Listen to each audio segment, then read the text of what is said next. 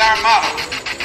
We want freedom by any means necessary. Hell, I might be anywhere, but when I leave, you can remember I said, with the last words on my lips, I am a revolutionary.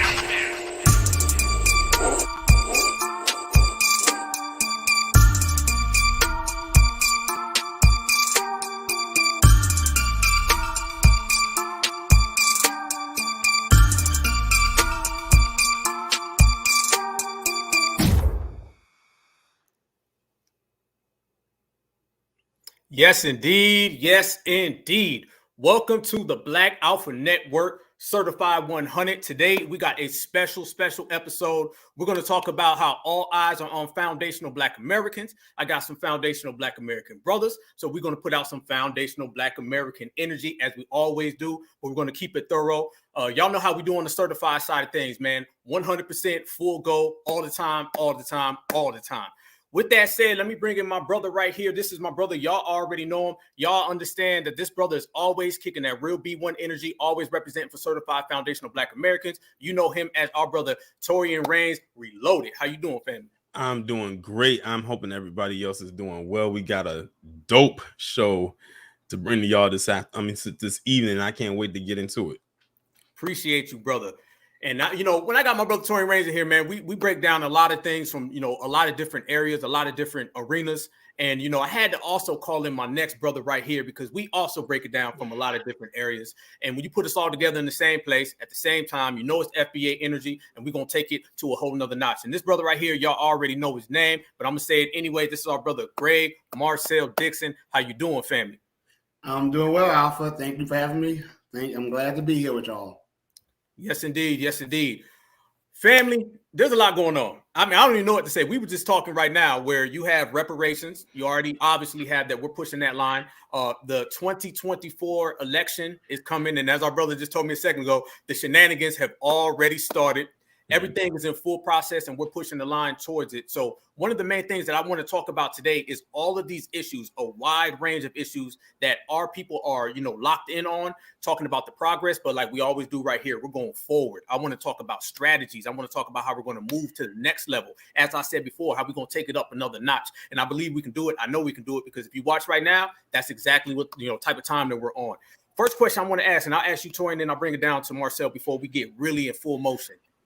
What progress have you guys seen just within the last 5 years? Because I always say we've done more in the last 5 than the last 50. And I stand on that. How do you guys feel our progress has actually changed the world? And what are some of the things that you've seen, in terms of foundational Black American lineage, heritage, and culture? I'll ask you, Torian, and then I'll toss it to Marcel.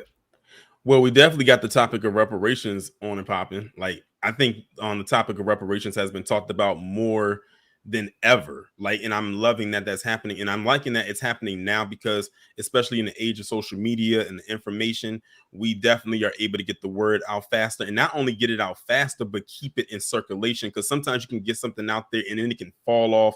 And then it's like you're scrambling, trying to find out where exactly is and how to find it. But the topic of reparations is constantly ongoing. Like, I think it was yesterday I saw reparations was trending on Twitter. And the thing is, that's not even the first time that has happened. I remember 1 month that reparations was trending like at least once a week for an entire month.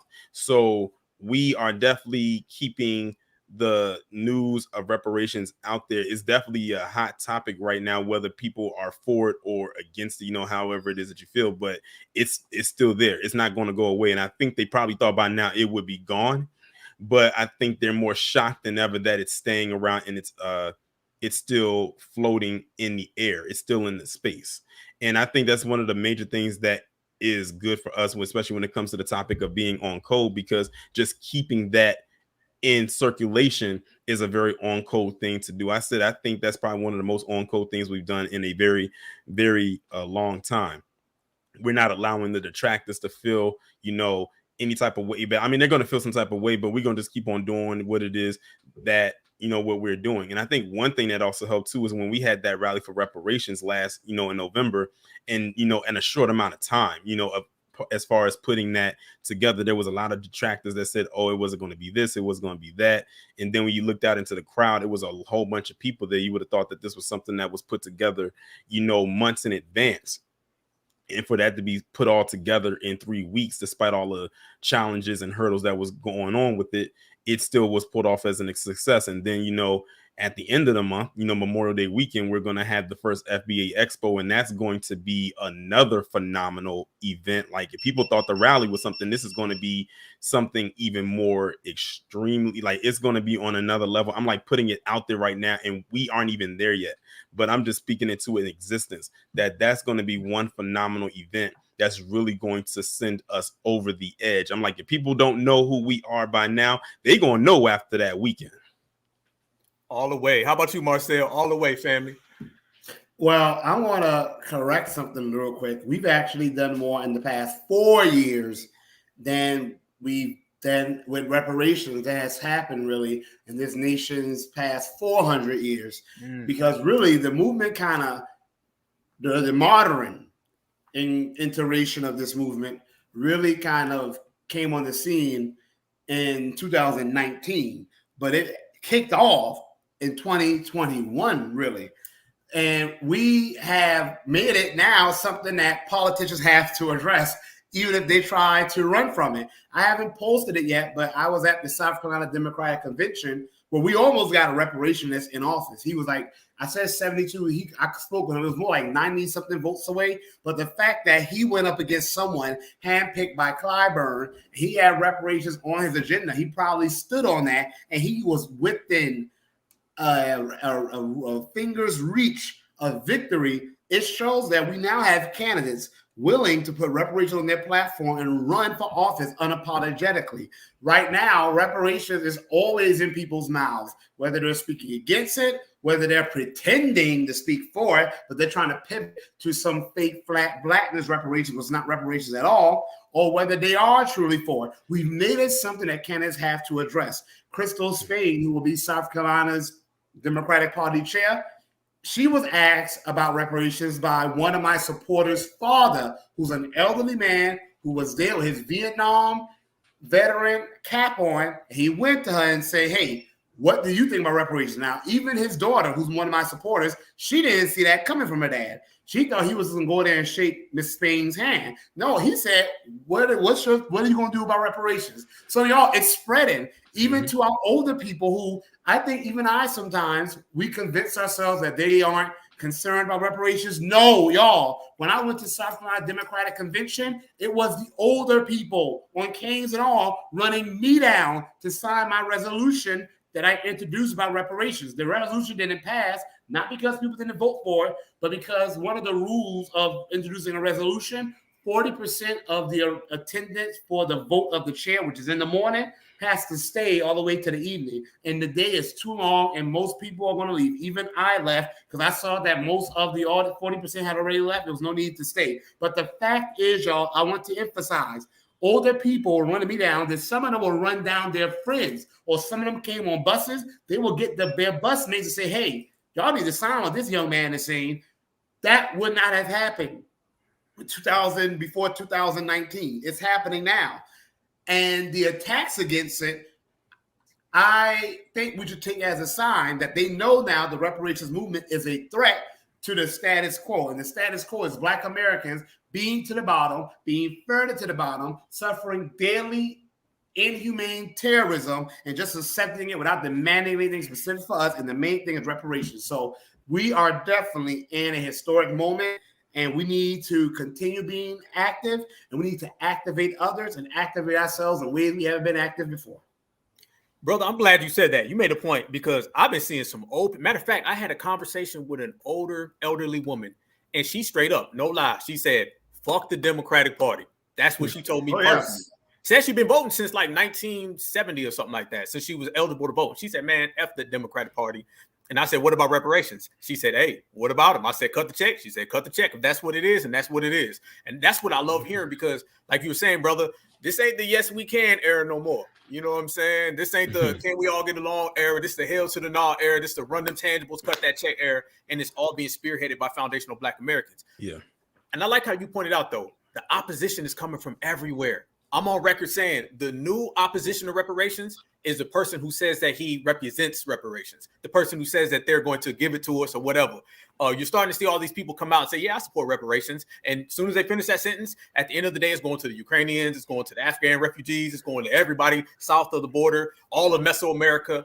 How do we identify, all of these reparations ops is what I call them, these people who not just say that they're against reparations. See, that's easy. It's easy to just say, the hell with reparations, like that Tommy Tuberville guy. That's easy. We can see that coming a mile away. Now you're starting to see the people say, no, I'm your friend. Yeah, I'm on your side. I'm your ally. I always tell people, watch out for these nefarious characters who take these strange interests in our reparations. Y'all know we done had Twitter spaces. And while we're having a space saying what I'm saying right now, somebody will call in and say, what about the reparations? I support you guys, and run all these damn, obstacles. You feel me? I'll ask you, Brother Torian, what are some of the tactics that you see, and how can we identify these reparations ops? In particular, the ones who are saying that they support reparations, in reality, how they're really trying to run interference on them.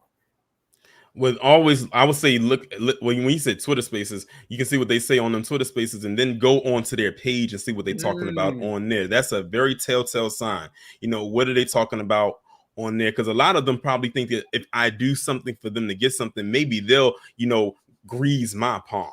So always look out. They're trying to probably look for something in return. Like, I'm on their side saying, help them get their stuff. Maybe they'll slide me a piece of their bag. That's not how this works. That's not how this works. And, like you said, a lot of people, they have ulterior motives. They better be very lucky we can't read minds, because I'm trust and believe we would get them out the paint so fast. It would not even be funny. And, everyone's going to come, trying to look for something, because the fact that the conversation is still here means that we are inching closer and closer to getting what we are owed. And that's literally scaring them. And I don't know if some of them are trying to be on the quote unquote right side of history, but it's like, you want to be on the right side, but don't come all the way in. You just keep your ass right over there at a distance where I can see you, because I don't know what motives you have. And I think, especially because of the history that we as foundational Black Americans have in this country, with us constantly being overly trusting of a lot of people, that's how many of them were able to infiltrate and get in. And now we are, sealing the door shut. We're raising the gate even higher, so you can't even try to attempt to climb over it. And I think that's another reason why many of them are mad, because it was a point when we were too trusting, and now we aren't anymore. And they expect us to continue to be that. You saying, well, we got an FBA border wall up, family? Pretty much. Listen, line that thing with electrical barbed wiring. I don't care if you have to put a sniper up there. And if they just happen to be lucky enough to get over that wiring and get past that sniper, make sure there's some kind of mixed breed of a Doberman with a German Shepherd right over there ready to, I'm gonna leave. I'm gonna leave it right there. How you feel about the ops, Marcel? The most important thing to do, y'all, is to ask questions and demand answers. So Crystal Spain, again, the new South Carolina Democratic Party chair, she said to our elder, because he's on Coles, so he's an elder, not an older. She said, "Oh, of course I support reparations." She said it, and his daughter, our Vietnam veteran elder's daughter, who is one of my supporters, she's a reparations tyranny. She's a lawyer in Columbia. She then followed up after her father and said, "Okay, Miss Spain, you support reparations for whom? How do reparations look to you?" You see, those are the type of questions you have to ask. And when she asked that, Crystal Spain got a little aggressive. She was like, "I just said I support reparations." She was like, "Right, I am saying, for whom do you support reparations? And what form do reparations look?" She was like, "I just said I support reparations. Why are you asking me?" He just asked me that. So she tried to squirm out of it. It's like she didn't want to be caught on camera and in front of throngs of people saying, "Oh, I support cash reparations." So that's what we have to do. Do not be placated by just hearing someone say, "I support reparations." I understand. I get excited just by hearing someone say, "Of course I support reparations for Black Americans." But we have to be willing to ignore that desire or that immediate instinct to want to be excited about that and say, "Okay, wait a minute. How do reparations look to you?" for who. Now, on the other hand, y'all, we do have to have, and I don't have it, but we do have to have patience. I don't have it. That's why I'm going to let other people come with their pages. I don't have it. But we do have to understand that some people are not where we are yet. But if a person is saying they support reparations, we have two options. If they're not where we are with what reparations means, we can say, F you, let me become the person that gets in power and do reparations the real way. Or we can work with them and say, okay, this is how reparations should look. It should be lineage based. Because Brandon Upson, the guy I was supporting, who almost beat Clyburn's person. So right now he has like almost half the Democratic Party that is backing him, at least those who are delegates. He supported reparations. He does. He supported being direct payments, but he didn't understand how a person qualifies. So I didn't realize that. I thought he did. But when a lady was like, okay, but what if a person has like a mixed child?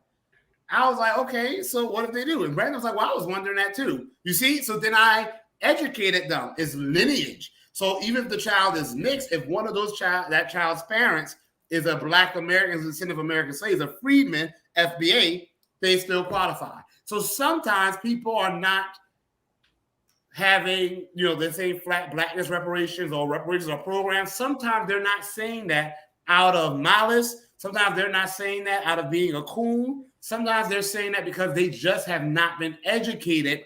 They've been fed. We know the Fox News size fees that reparations is going to bankrupt the economy. It's punishment of white people, all those lies. But there is an echo chamber on the left as well that tries to feed people that reparations are programs or reparations are going to be race-based. It's for all Black people. Sometimes people have just not been educated. But so we need to we should always be educating people. And I feel we should all be on the ground right now, either running for office or most of us should be supporting the few of us that are going to run for office on all levels. Family, I'm glad you said that because I'm always telling people, no matter what happens, we got to have our fingerprints. This is our reparations. This belongs to us. It doesn't belong to the people of color or the leeches of color or the Black and brown no religion or the minorities. It belongs to us. So whether, like you said, brother, we play the teacher or as you said, brother Torian, we play the military, you know what I mean? It has to be based upon us. We cannot allow other people to spearhead it or to control it. Even the politicians or anybody who writes it, if we're not going to be in those seats as Black grassroots politicians, we have to make sure that we are in that building. We have to make sure that what's being said is coming from us, our talking points. Do not let them use our talking points against us. And like you said, Marcel, that's what I'm seeing a lot right now. They're using a lot of our talking points against us because they understand those old talking points. They don't really hit no more. Like nobody's really on that no more. Those old, it's going to divide the country. Like, what's the dude named? The old bald-headed dude, Bob Woodson. Oh no, Oprah's dude, Oprah's guy. Oh, Dr. Phil. Dr. Phil, whole ass. Yeah. Well, Bob Woodson was on there, so yeah. Oh yeah, look at it. Coons of a feather and supremacists, they all gonna work together. You know what I'm saying? They're one of the same feather. One of the same. The bigger threat of those. The white supremacists, quote unquote, and the coon is definitely the bigger threat because they will try to legitimize and give a face to our suffering, neglect, and terrorism. Proximity, brother. Right down here where me and you live, family, the vast history of squealing and snitching, stopping all types of revolts from slavery, all the way to today, the running interference. And what I tell people as well to keep an eye on is these leeches of color. I mean, everybody now has a reparations claim. You notice that everybody's coming out the woodwork. Dr. Claude warned us of this. You got people saying that, they were called a bad name one time in 1962, and someone else said they were called a racial slur in 1955, and how their oppression is somehow on par with the atrocities that have occurred to us. With that said, family, I have a clip that I want to play for everybody. And since, this Black Alpha Network, we're going 100 miles an hour, top drop back. Let's get right to it. I want to show the family a clip of reparations and how reparations has been done before. Reparations has been done a multitude of times in this country. Don't allow anybody to tell you that reparations is something that they can't figure out. Where's the money going to come from? We don't understand it. I'm going to break down this article, multiple articles, and then I'm going to pass it to our brothers so they can comment and give us their commentary on the situation. But the point being is that reparations has occurred in this country. It's been handed out a multitude of times, and what they do not like, especially that lady that you went up on, Marcel, G-check, what her name is, Maria Williams or something Williams or whatever. Carrie-Ann Williamson, I call her. But Marianne Williamson, I call her Carrie-Ann Williamson. Well, I'm gonna tell you what pissed her off. What pissed her off was not only how articulate you were, but what pissed her off is that you hit her with facts that she was trying to deny and was not backing down. And the anti-Semitic accusation, that doesn't scare me. That actually makes me even more determined to stand my ground and get louder and get more rebellious. She hit that Karen U-turn, family. But yes, the thing that you pointed out, I noticed that you had names, you had dates, you had numbers, you had statistics, you had the data, you had it all. All she had was a dried up old ass talking point that you did not allow her to get off the ground. Now, with that said, not at all, family. I want to read everybody about the Japanese American internment and how reparations was given to the Japanese. But I'm going to take it a step further, and I'm going to break it down strategically how reparations has been given out before in a multitude of different ways to a multitude of different groups. So anytime someone tries to run this interference and say that they don't understand what we're talking about, where's the money going to come from, continue to hit them with these race receipts and let them know we're going to do what these other people have done. Only difference is we're going to do it 100 times more. Right here, Japanese American internment. In 1988, Congress passed the Civil Rights Liberty Act, which stated that a grave injustice had been done to Japanese American citizens and resident aliens during World War II. It also established a fund that paid some $1.6 billion in reparations to formerly interned Japanese Americans and their heirs. Notice they said heirs in there, okay? So anytime someone says to us, well, we weren't slaves and y'all weren't slaves, these people right here are getting their reparations for an atrocity that they did not even encounter. So they cannot bring that up all the time. I bring that up all the time. Most reparation packages that have been done in America if the people who actually went through the wrong were deceased, it went to their heirs. Sometimes their grandchildren. Yep. Always bring that up, y'all. And also interesting too, because you see who signed it is Ronald Reagan. Now we know what he did to the black community in the 80s, but look at what he just did towards the end of his term for a whole nother community. And guess when that happened? 1988. I was 4 years old. This ain't no long time ago. Right. I was 4 years old when reparations happened, and that's not even the most recent example of reparations. But I know, Alpha, you're going to get to those things. Brother, no, you know what? It's funny. Y'all bringing up points right now that'll get me going. You know how they always try to past tense everything? Like they try to make it look like our history went on with the fucking dinosaurs and Jurassic Park era. These things are new. And that same Ronald Reagan would get on television and basically tell the whole world that black people have a drug problem. And he would institute the war on drugs, which would split the black families in half. And then Joe Biden came on a relative 6-7 years later and enhanced that further. But that same Ronald Reagan would get on national television and run a whole drug campaign against us, break our families in half. Then he would turn around and sign this law. Doesn't that sound exactly what Joe Biden did when he came out and he said how we're the super predators, and he wrote the 1994 crime bill. And on his first day of presidency right now, he wrote a law for those same people. Moving on. Let's get it even more, family. Okay. Decades later, and inspired by the civil rights movement. See, they started off already saying it. Decades later, and inspired by the civil rights movement, which was us. The Japanese American Citizens League launched a continuous campaign for redress. It divided the community along generational lines. Once again, now when we start talking about being divided in terms of lineage and we start talking about delineating and separating, they don't want to go for that. They want to say anybody who's black can just show up. You can come from Africa yesterday at 12 o'clock and then get in on our reparations, which is a debt owed for 500 years. This is the type of game that they play. So you already see that they're saying the civil rights movement inspired all this. And then you see these same people who are coming to get their checks for their situation. They're absolutely delineating from other groups so the money stays in house. But whenever we do it, it's a problem. Moving on even further, family. Right here, we're going to talk about Guam. See, right now, we already layered and we highlighted the Japanese situation. Now let's talk about people from Guam. This gets real tricky, family. Guam residents compensated for war atrocities decades later. Decades later, when we talk about something that happened yesterday, they want to tell us to get over it, forget about it, move on.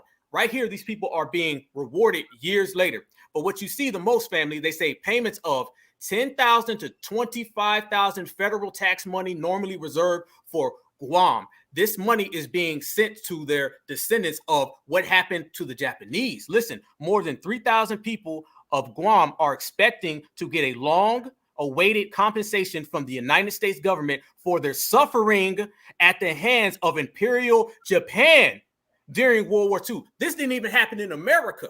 This is what the Guam residents are receiving for what the Japanese did to them. Mind you, the Japanese got their reparations and Guam. So basically, in a nutshell, my certified foundational Black American translation, some shit that didn't even happen in America did not happen to American citizens. They're being compensated for, but yet we are the lineage, the heritage, and the culture that built the country. Sounds like another group.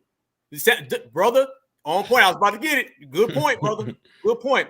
Now, with that said, family, people say, where's the money going to come from? How are we going to get reparations and all that? I'm going to show you a video right now of these people coming to get their checks. Literally pulling up, walking in, sitting down, and getting checks handed to them. Watch.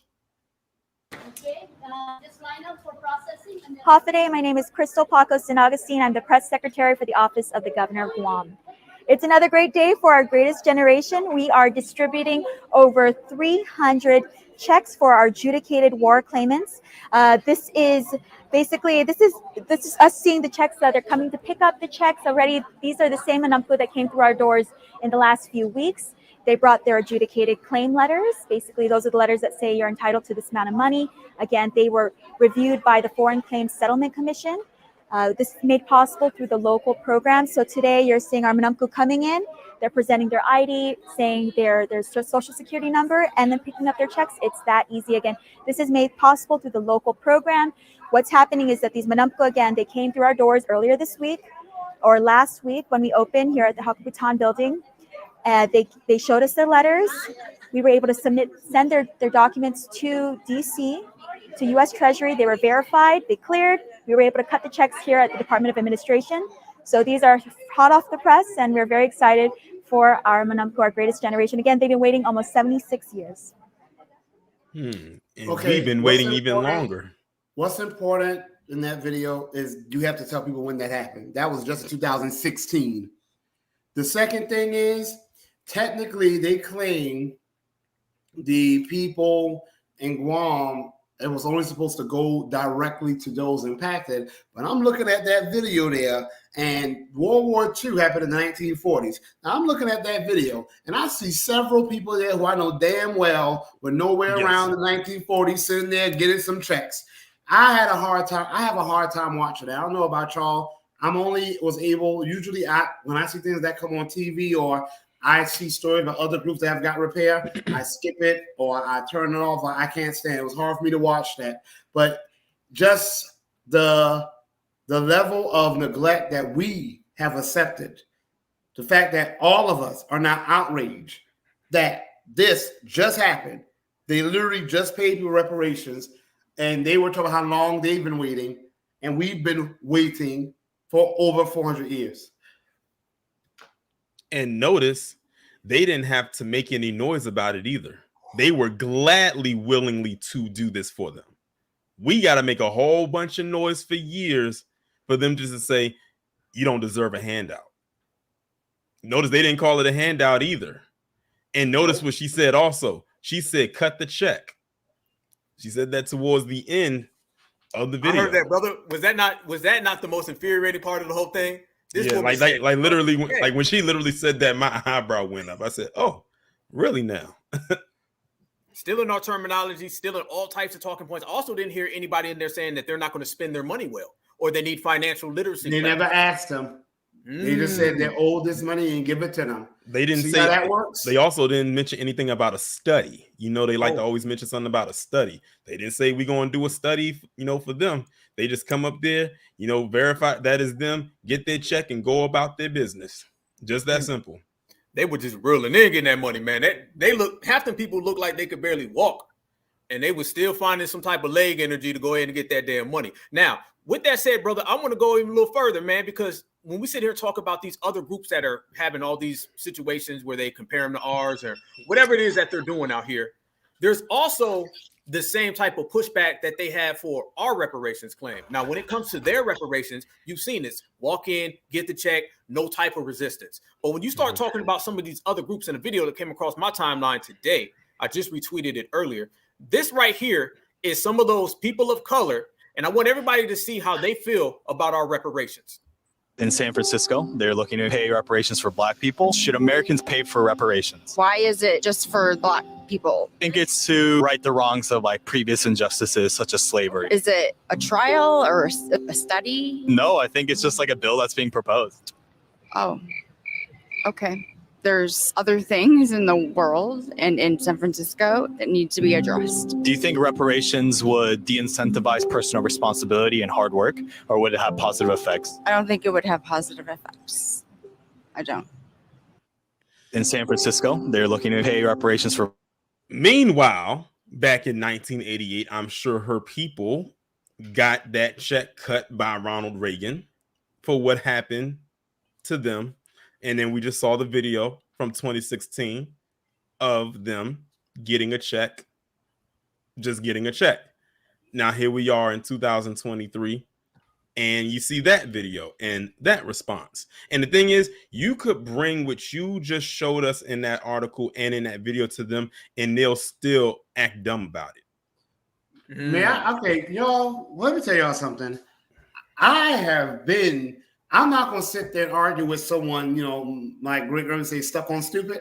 I'm not going to sit there and try to convince someone stuck on stupid or stuck on anti-Blackness.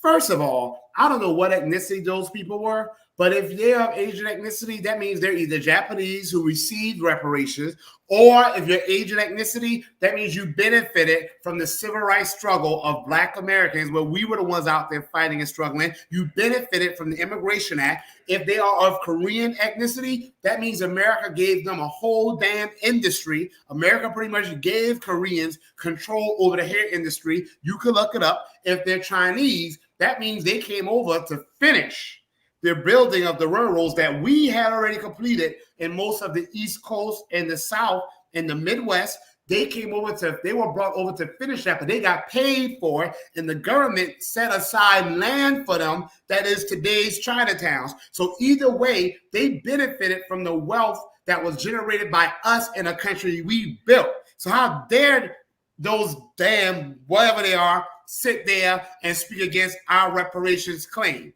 And second of all, I don't care if they think it will have positive effects or not. It's old to us. No one's asking if the people in Guam getting a check if they're going to have positive effects. They're just saying this is what they're old. Give it to them. There's other examples, y'all. And Alpha, I'm not sure what else you have to show. There's more recent example of reparations happening. The Radiation Exposure Compensation Act that was done in 1990. Slow Joe Crow Biden just renewed the Radiation Exposure Compensation Act. Did y'all know that? The people who were exposed to radiation due to the nuclear testing that happened in America in the early 1900s, they right now are getting checks in the mail. Now check this out. People were exposed to what they call downhill radiation, and it caused them to have health problems.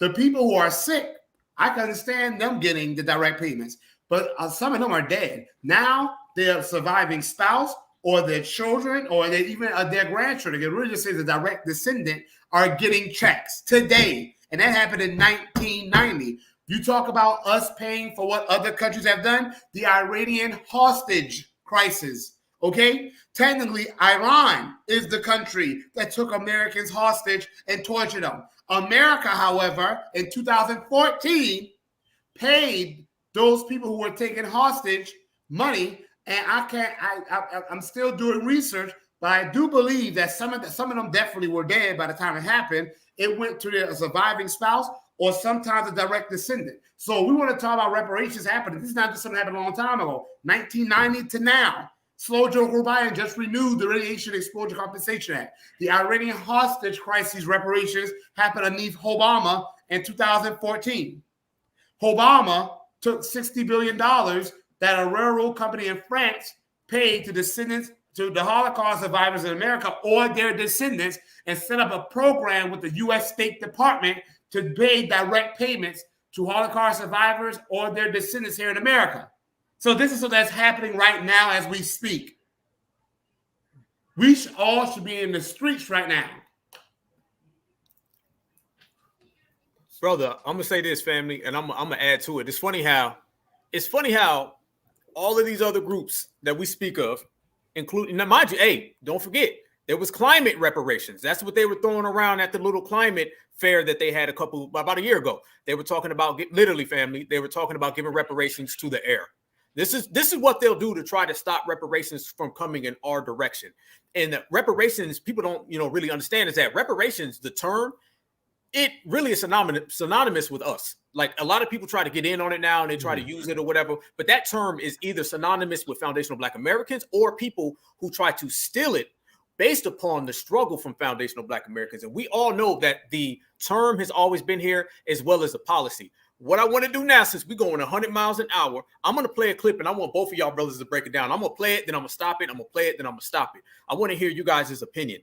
I came across something, and we're going to go back in time since we're talking about 1988. Let's talk about some of the old reparations dialogue that was being spoken right here in America. See, people tend to forget, since we've polished off reparations, because mind you, the old Negroes, as well as the Democrats and the Republicans and the dominant society, they took reparations, they hid it from us, they put it in the goddamn basement, put 17 boxes on top of it to never be seen again. We went down there, we pulled it out, we polished it up, and we put it on the White House front lawn, and we said, y'all going to address it, and you guys are going to acknowledge it. Not for the world, for foundational Black Americans. Well, with that said, I'm going to show everybody some clips of reparations from the past and how they spoke about reparations. And I want the family, everybody in here, we got 195 people.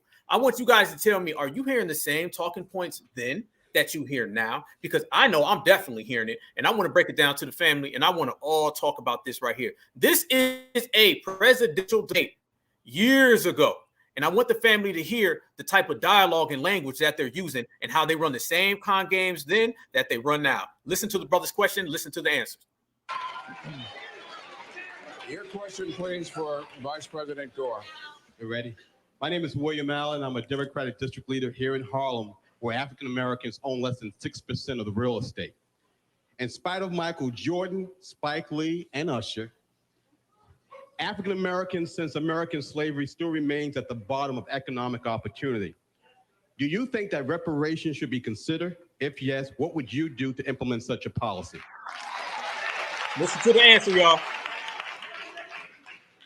I believe the best reparations is a good education and affirmative action to make available resources, to make available the kind of direct assistance that has brought an empowerment zone here to Harlem, that has created new opportunities. I think that we still need affirmative action in this country. I don't think that it's time for anybody to say, look, we have made so much progress. I think that's a ridiculous conclusion. The average African-American family wealth, and also the average Latino family wealth, is less than 1/10 that of the average white family wealth. To me, that justifies making available capital for young entrepreneurs. It justifies making available opportunities for advancement and affirmative action in every sphere. Now, I personally have supported these measures. And here we have created in the last 7 years 20 million new jobs in America and the lowest African-American unemployment rate and poverty rate in history. We need to keep on going and make sure nobody is left behind. Senator Brother. The issue of reparations is what you really raised.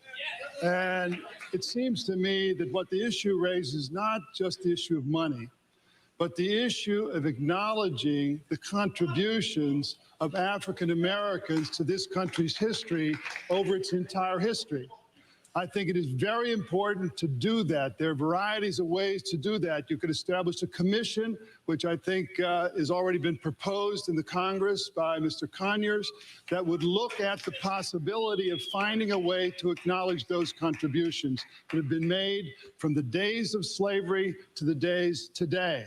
and also not denying anymore those contributions. White Americans are in denial of Black Americans' contributions through slavery, denial in Jim Crow, and continue to deny today the indignities that African Americans suffer. I believe that we can change that with a major new investment in education, in economic development, and in beginning to see things a little deeper than skin color.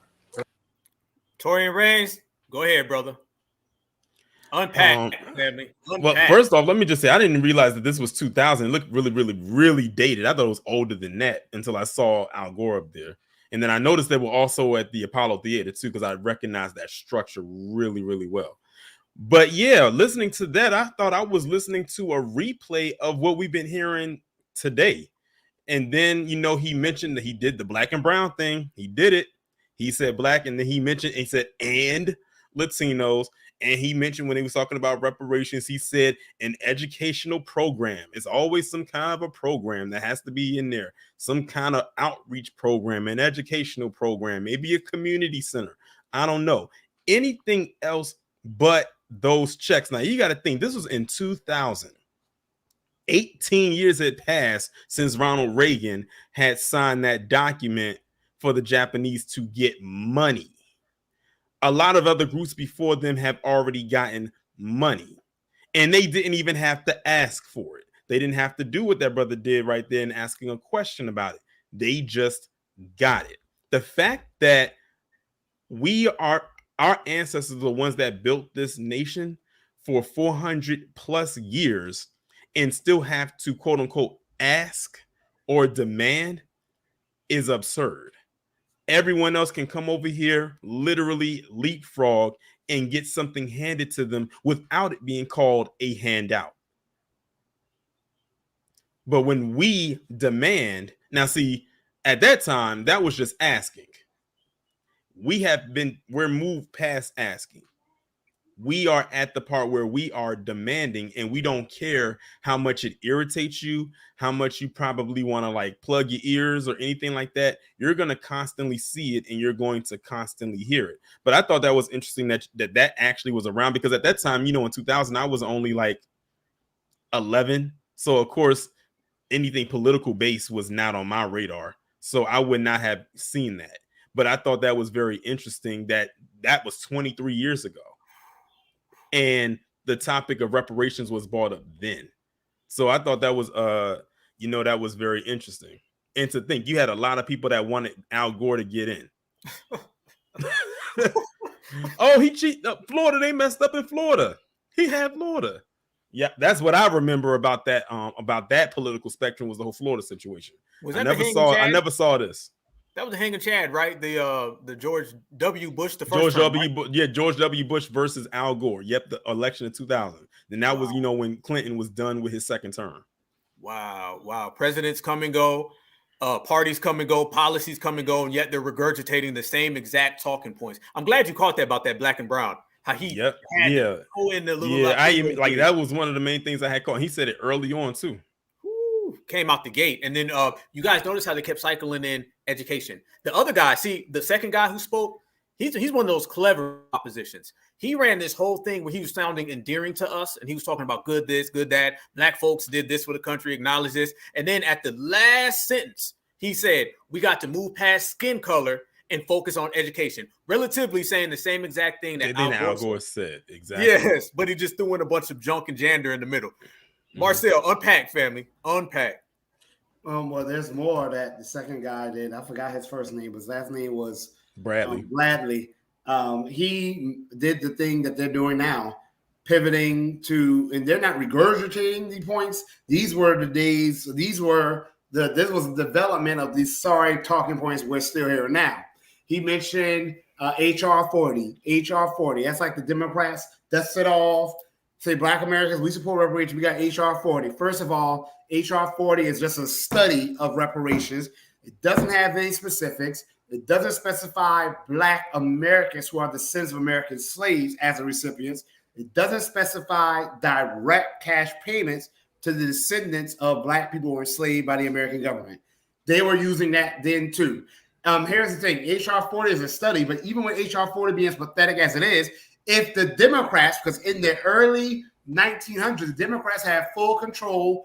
They had the House, they had the Senate, they had the presidency when Bill Clinton first came in office. They could have passed HR 40 then, and the study would have been done a long time ago, and we would have had prior reparations, even with HR 40 being as pathetic as it is. All I'm going to say is I saw a problem with that video that we probably did not notice.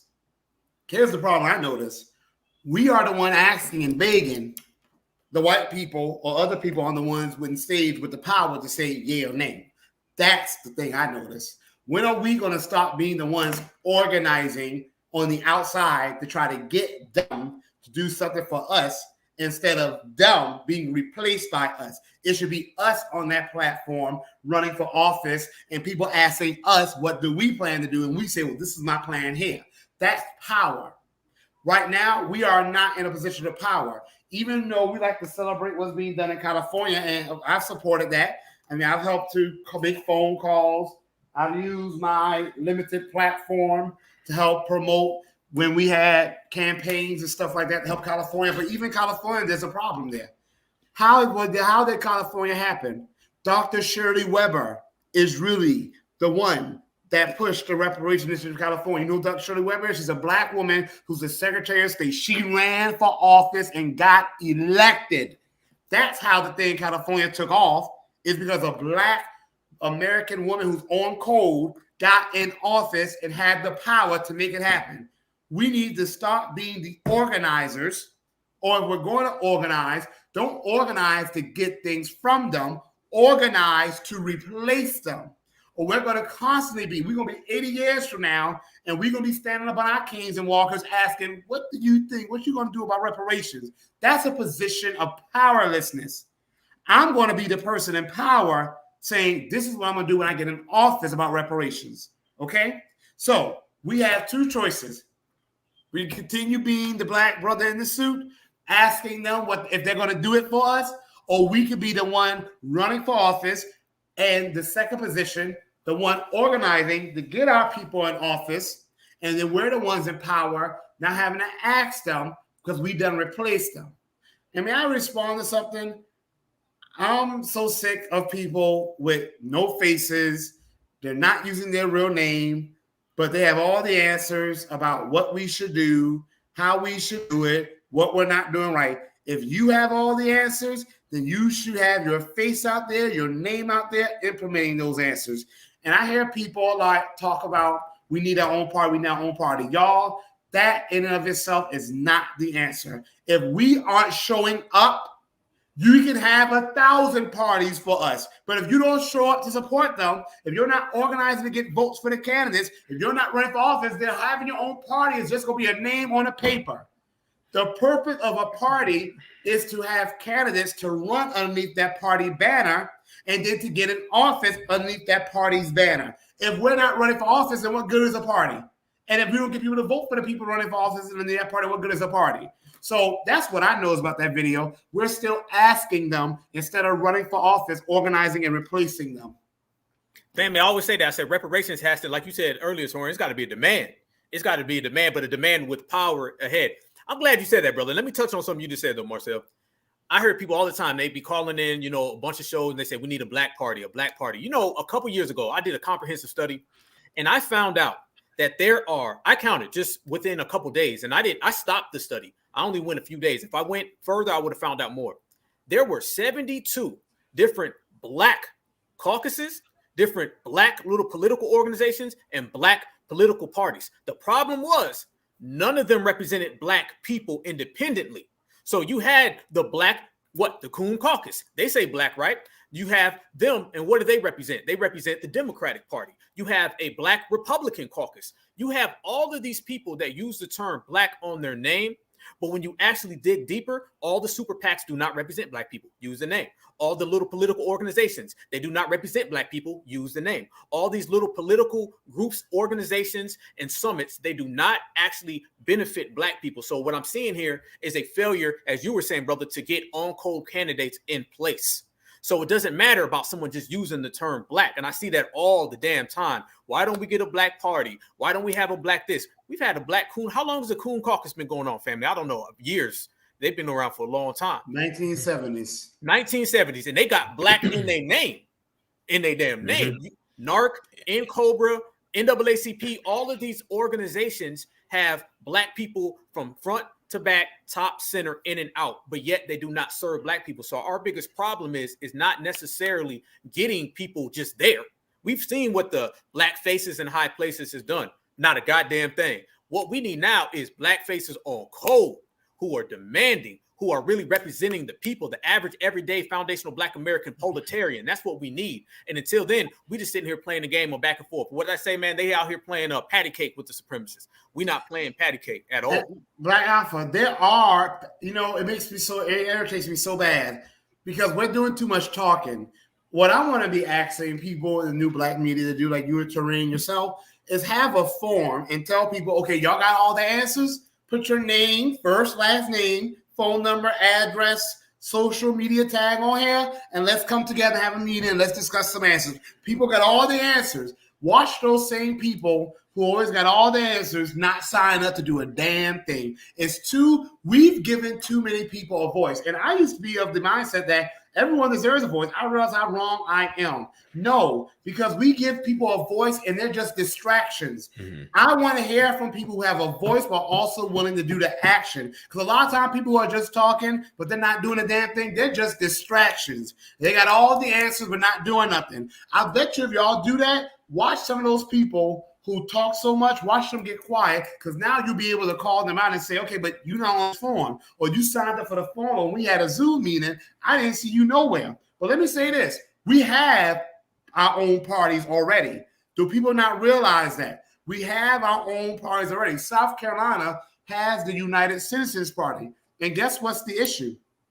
No one runs underneath that party banner. Y'all remember I was supporting that guy, Chris Nellums, for South Carolina Commission of Agriculture? Right. He's the head of the United Citizens Party. And they have a hard time getting candidates because obviously the Republicans and Democrats kind of have a monopoly on the American public. But that is, I think y'all know this. A lot of Americans hate the Republicans and Democrats, even if they are underneath the party. It's almost like our grandmothers. Y'all all know how black grandmothers and my great grandmother will go to church and come home and complain about the church, the pastor, and everyone in the church all day, but she will still go to that church. Yep. That's how it is with Republicans and Democrats. I call it the great grandmother syndrome, the black church syndrome. My great grandmother was sad. The pastor was corrupt. This one was corrupt. They're stealing. They're doing this, but she will still go there faithfully all the time. Okay? The same thing with Republican Democratic Party. A lot of our people hate them, but they have this black church thing going on, but they still go there faithfully. A lot of people are looking indeed for a third party that speaks to them. The Green Party, Ford Party, Constitution Party, Libertarian Party. People aren't quite filling those parties to the extent, but we can use them. We can technically, my answer, if a system is failing us, especially a system like the government, which we're going to be under, don't withdraw from it, take over it. And we can do that by taking over the Democratic and the Republican Party. But we have our own parties already who oftentimes don't have any candidates running underneath them, who oftentimes don't have anyone donating to them, because the function of a party is really to raise money to support their candidates' parties. So we have parties already, and we're not supporting them. So I want to ask, like, the new black media, and I'm going to do this myself. Okay, those who have all the answers and all the ideas, put your name, number, your real name out here. Come to Zoom and turn the camera on, and let's talk about how we can get this support up. So here's my idea, y'all, and I'm gonna end here. Hey, Marcel, you say put your real name on there, not Black Avatar 87? Right, not Black Mocha 1989 .000. Right. Here's my idea, y'all. We're stretched too thin. I think we all should be minding our own state, as some of you have been saying on Twitter. But federally, I think running for federal office, like people always tell me I should run for local office because it requires a lot less. And I kind of have, some money in my campaign where I can really blitz a small area than a bigger area. But our needs are too great for local office. The needs we have are for federal. It's not my problem. I'm not the problem running for federal office. The problem is we don't have anyone else running for office. Here's what I feel needs to happen. I think that we as reparationists nationwide, we need to hone in on 1 or 2 states at the most. I think we all need to divert our energy, and I recommend South Carolina and Georgia. Here's why. Yes, Mississippi and Louisiana are the 2 blackest states in America, but what's happening there? There's no reparation candidates there. I haven't heard of any reparation initiatives there, which is sad because those are the 2 blackest states in America, and yet I haven't heard of anything that has caught traction, at least, with reparations happening out of Mississippi and Louisiana. So let's go to the next blackest states. Maryland, they're working on something there, but Maryland is more of a, democratic, quote unquote, state. South Carolina and Georgia, the black vote goes to the Democrats, but if the Republicans still are a threat to taking over in Georgia and South Carolina, they have it. So the Democrats are always underneath that threat of the Republicans. The Republicans can take further over in South Carolina, and in Georgia, the Republicans can easily regain federal power. That means we have more leverage in those states. I recommend us, if you have a weekend off, come down and knock on some doors for a reparationist candidate in South Carolina or Georgia. And we have some. We have a woman running for mayor of a small town here in South Carolina, Nicola Hempfield, who has a reparations platform. Georgia, the Black Caucus recently held a meeting when they invited some reparations to speak with them. That's there. In South Carolina, I'm working with Republicans in the Office of Freedmen Affairs. That's not reparations, but it is specific policy for us. But I'm running for office, and the South Carolina Democratic Party, thanks to Brandon Upson, started a reparations subcommittee. Well, we're just really talking to black voters and white voters, how black Americans need to demand reparations, demand it from candidates, and how it's going to benefit everyone.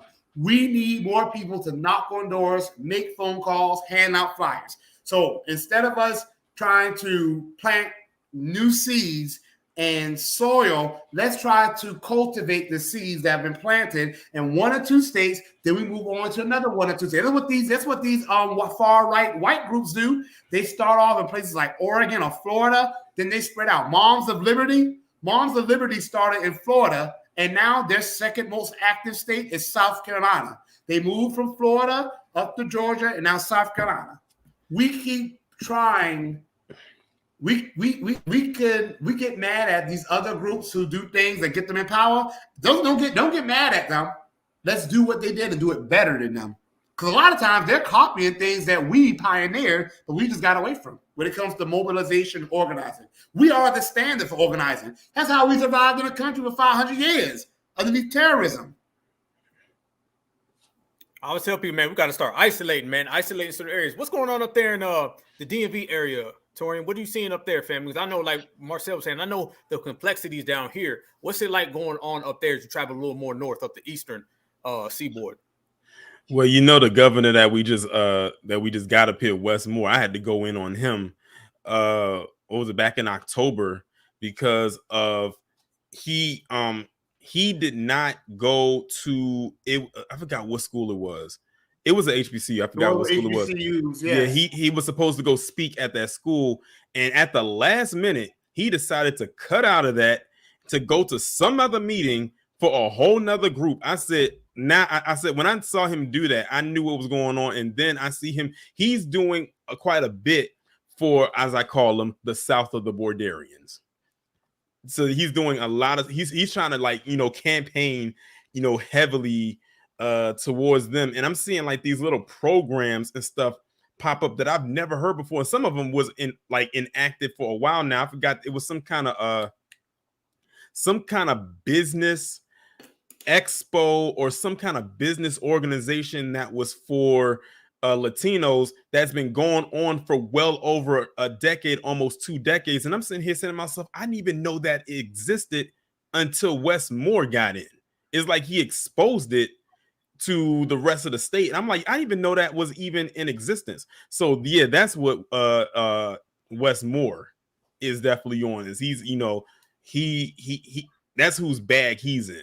Basically, what Stacey Abrams was trying to do in Georgia when she started to go out and speak to a whole bunch of, you know, people who were Latino and they didn't even know who the hell she was, ended up still losing.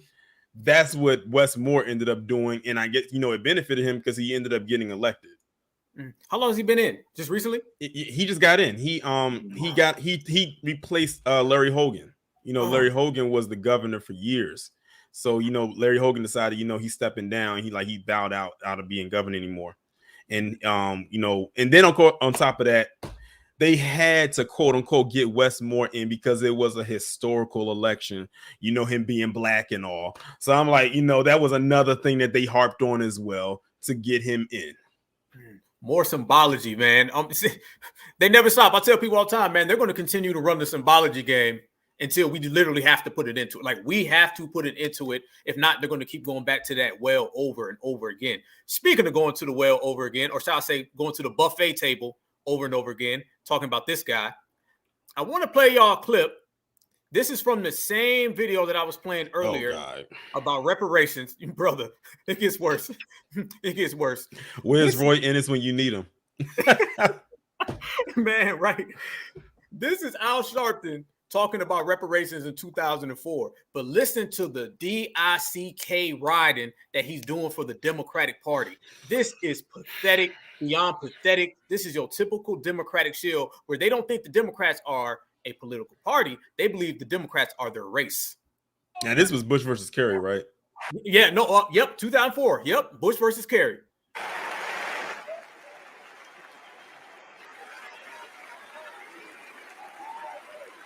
Mr. President,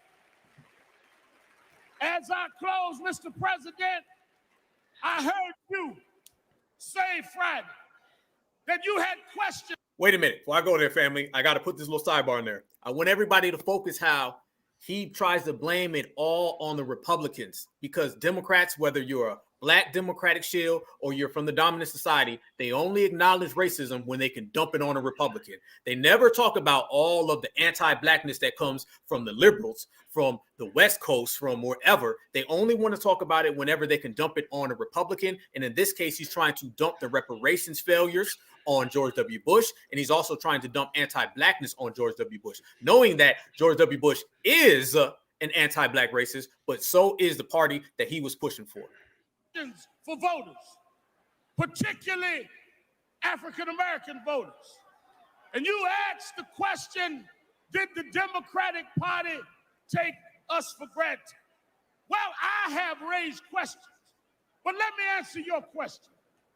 You said the Republican Party was the party of Lincoln and Frederick Douglass. It is true that Mr. Lincoln signed the Emancipation Proclamation, after which there was a commitment to give 40 acres and a mule. That's where the argument to this day of reparations started. We never got the 40 acres. We went all the way to Herbert Hoover, and we never got the 40 acres. We didn't get the mule. So we decided we'd ride this donkey as far as it would take us. I wouldn't trust Al Sharpton at that size to be on a donkey. That poor donkey. Almost 50%. Torian Reigns, brother. Go ahead, man. Unpack, family. I mean, sorry for that. I look at Al Sharpton the same way today as I do, you know, back then, even though I was, you know, at that time, I think 15, because that's in 04. And I was like, even back then, I was like, I cannot take this guy seriously.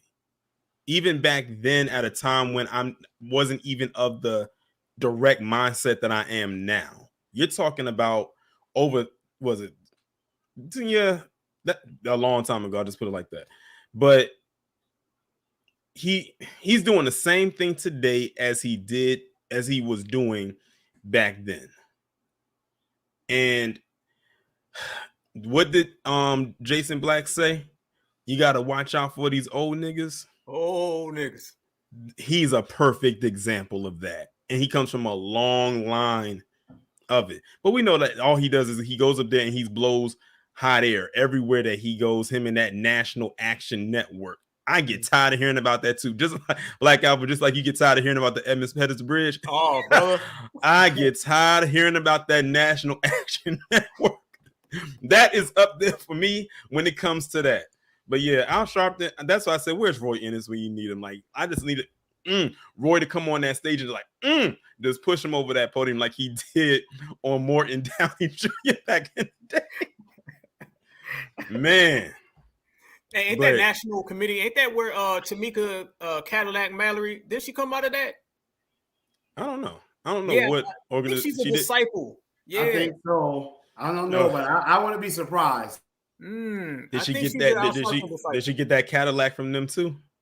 Probably so, man. With that Democratic under the table funding right there. And it's funny because Al Sharpton literally now he runs around and he kind of acts like he's a reparationist. He talks a good game. I seen him on the Breakfast Club. I should find the clip.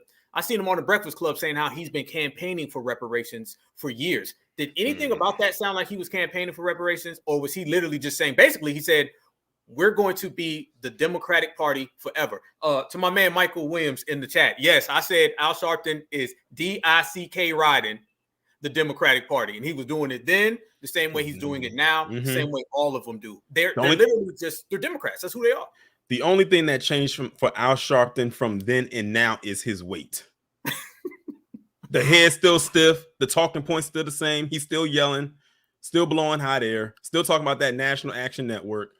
So, I mean, nothing has changed as far as his tone goes. He gonna be doing this dance until he leaves this earth. So that perm dry up? That perm already dry. Woo! That thing is a conch now at this point. He got the Terrence Howard. Hey, I'm gonna play another one. Then I want you to jump in on this, Marcel. Y'all know this. This has been making its rounds, but it wouldn't be a certified party if I didn't have y'all comment on this. If I wasn't on this show, I couldn't even bear to watch some of these things because. This guy right here. We're going there. Oh, this guy right here. Oh, we got the same reaction. Like, oh, this guy. Let's get it. Let's go. Here we go. Let me crank the volume up. This is for the family and anybody who hasn't seen it. Country. They wanted reparations. And I remember I made this particular liberal so angry at me because I told them right to their face, nobody owes you anything for slavery. If you want to tell the truth about it, it is you who owes. It's you who owes. Why do you owe? Because somebody in those fields took stripes for you. Somebody after those fields were ended and slavery was ended, somebody had to walk through Jim Crow for you. Somebody fought wars and died for you. Somebody lived less than because they didn't have what you have, and they did it for you. There are people in their graves right now, and they are there because they were willing to stand up and fight for you. Those folks on the Edmund Pettus Bridge, there are some people that were talking about reparations in this country. Wait a minute. It cut off. Was he going there? I didn't hear the whole clip. I think he was bringing up the Edmund Pettus Bridge when I stopped. Was he? I don't know. Brother, Marcel, I see you over there getting heated, boy. Marcel ain't playing with these goddamn clips and these coons, brother. Go ahead, family. Speak on it, brother. Go ahead, Marcel. It's on you. I don't know if you can hear it. Is it over, y'all? I think he said he muted it. I muted. I muted. Because, see, I try not to be violent because I'm technically not a violent person, but there are some levels of coonery that I am not going to tolerate, and that is one. And his fat ass sitting on there talking with all this indignation in his voice towards us like we done something wrong. Like this country has skinned us alive, enslaved us, raped us, mutilated us, destroyed our Black Wall Street, stolen our land, locked us into ghettos, put us in chain gangs and sharecropping and housing covenants, and put railroads and highways through our neighborhoods, poison our waters, put heroin and crack in our neighborhoods, locked us up for things that they gave white people a slap on the wrist for doing. And he's talking to us about that indignation? No, I can't. I am not going to listen to that. There are some things I can't handle because I will have a violent reaction to it. The little fat bacon grease fat ass. And the thing is, Marcel, he's in the state above you. He's in rather close proximity. Not the same state, but he is like right in North Carolina. And you know that clip is from 2021. Oh, was it? Yeah, like I don't know if you saw it, but that it was at some kind of convention, and it said 2021. So yeah, this was from 2 years ago. Damn. So yeah. Here's my thing, and I'm gonna say it again. First of all, that's just classic coon. And you know he hits all the stereotypes of fat male mammy Sambo. Okay, a fat male mammy Sambo. Bacon grease, look at him, bacon grease sweating. That vest about the damn pop. Look, and he can barely stand up erect, holding on to that podium. That podium is old reparations for having to support his fat ass. Damn. Now, he can say that. He's doing that so he can get a brown. You know what's funny? Even the audience there, and that's a white Republican audience, even they were like, okay, I'm not even clapping for this. Right. Now, on the other hand, y'all have seen me in front of majority white, you know, self-proclaimed MAGA crowds, and I get rousing applause and standing ovation. And I don't go there talking down on us. I speak up for us getting reparations. I'm telling y'all, okay, yes, there's plenty of anti-black white people, but there's plenty who aren't, and who may be conservative Republican. I'm telling you, they don't respect a black person who gets in front of them, and the first thing they do is talk down on the black community. Because their attitude, if you're going to talk about your own people that way, then how the hell am I going to trust you to do me when the pressure gets hard? If you won't even stand up for your own people, you definitely not going to stand up for people who aren't your own. That's how they look at him. But y'all, my solution is, again, we have two choices, because that little fat pig in a blanket is running for governor of North Carolina. Okay? Currently the lieutenant governor. A lieutenant governor. He's currently lieutenant governor. He is running. Right. He looks like he's running for governor. So it has power. So we have people in North Carolina organizing that are going to have to eventually bring whatever we want to it. That's what we get for not running for office. We are at the mercy of people who ran for office and got elected. I don't know what part we are not getting, that we have to be the people in power. We can be the best organizers in the world, but eventually the legislation is going to get to the desk of things like that. And they are going to make the decision, and we will be able to do nothing about it. If we don't get in office, we are only going to get the crumbs, and we barely get that they allow us to have. We need to get the power so we can have power, and then use the power we have to do the things that should have been done for us a long time ago. And here's how dumb he is. This guy probably had black supporters to get him into the lieutenant governor's position.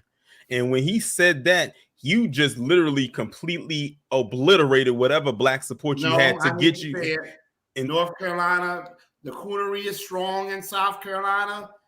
And there's a lot of on-call people here, but there's some intense coons here. And the coonery is even stronger in North Carolina. Swirling is way more practiced in North Carolina. This is me speaking from empirical. Okay, this is me speaking empirically. From observation, you probably got some who are going to still vote for him anyway. One, some people don't even know he said that. That's how low information some of us are. We don't watch the news. We don't read. We don't research policy.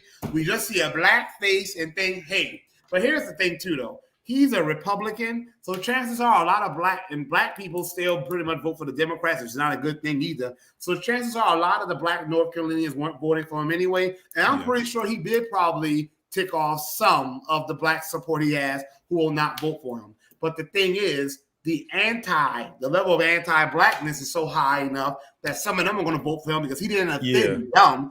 That just probably endeared them more to him. The way to get that is to run against it. That's how you get them back. You make them have to spend money. Look at Clyburn's record, y'all. People can say I got 4.5% of the vote. Here's the thing. I'm surprised I got that much. I really showed my face on ground when I first ran because I was working full time. And I still was able to get in 6 months almost 5% of the vote in a federal election. Okay? Clyburn spent more money and did more work.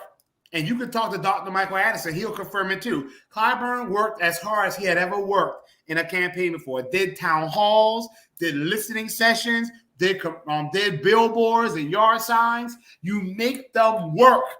You make them have to stand and defend what they do by running against them. And if you don't want to be the person to run against them, you support someone running against them who's willing to have a platform that speaks to you. That's why I was not going right. I could not watch that video. That's why one person I always bigged up, especially being from this area, was Marion Barry. Yep. I said he was one of the few mayors and that a true politician that was about and for his people. Like, this man did so much for black people to the point where they had to try to get him up out of it. For those of you who don't know about that famous line, "This bitch set me up," that was from Marion Barry. That was their way of trying to get him up out of that mayoralship role. But it didn't work because the people went and voted for him and kept him in office in that mayor position for many years. Like, he did a lot for DC, what used to be called Chocolate City. I call it Swirl City now because of all the gentrification. Like, this man helped a lot of teenagers get jobs when they weren't able to get. I think my dad was actually a part of a program that he had did back in the 70s to help him get his first job. He built these apartments for people who were on Section 8 called Berry Farms, which was like some apartments right there in Southeast DC. He was responsible for building what is now known as the Capital One Arena, which is where the Wizards play at. The Wizards, the basketball team, and the Capitals, which is the hockey team.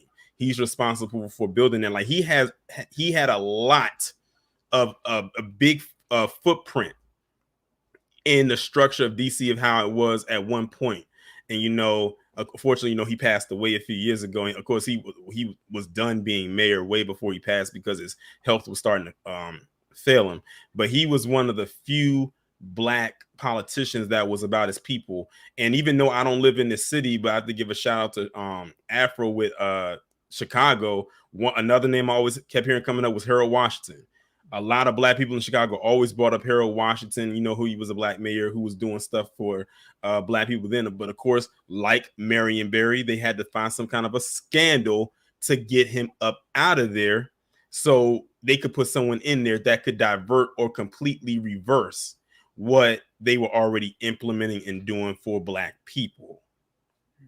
Marion Barry, brother, would you say he's the most underrated in terms of the black community, the most underrated politician we've had in years? I don't know about the law.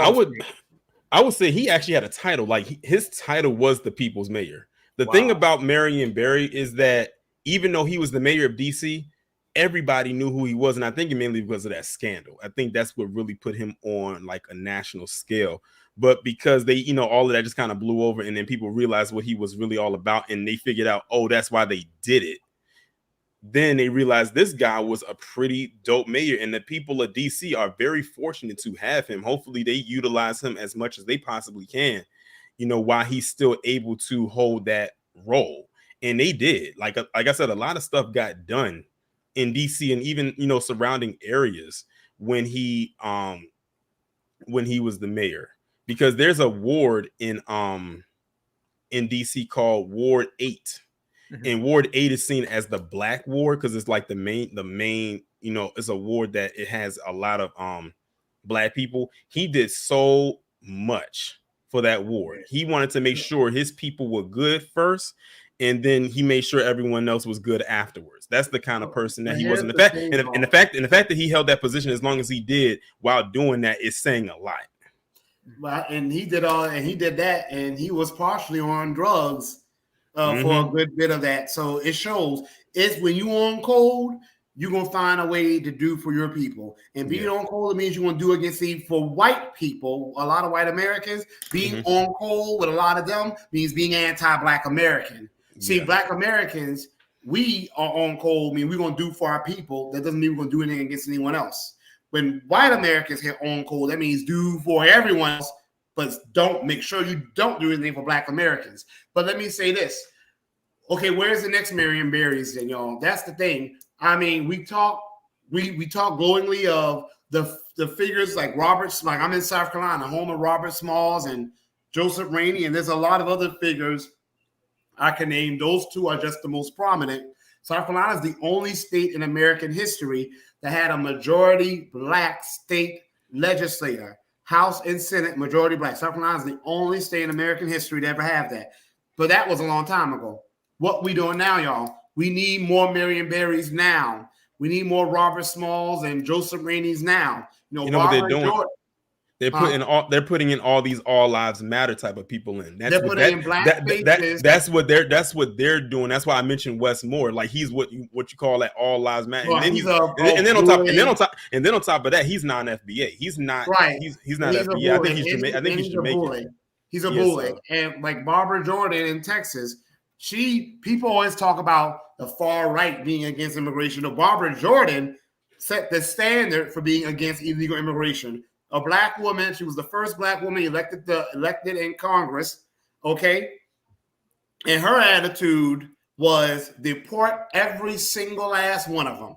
She made no exceptions, okay? She realized the harm that immigration was having on Black Americans. But y'all, those were decades ago.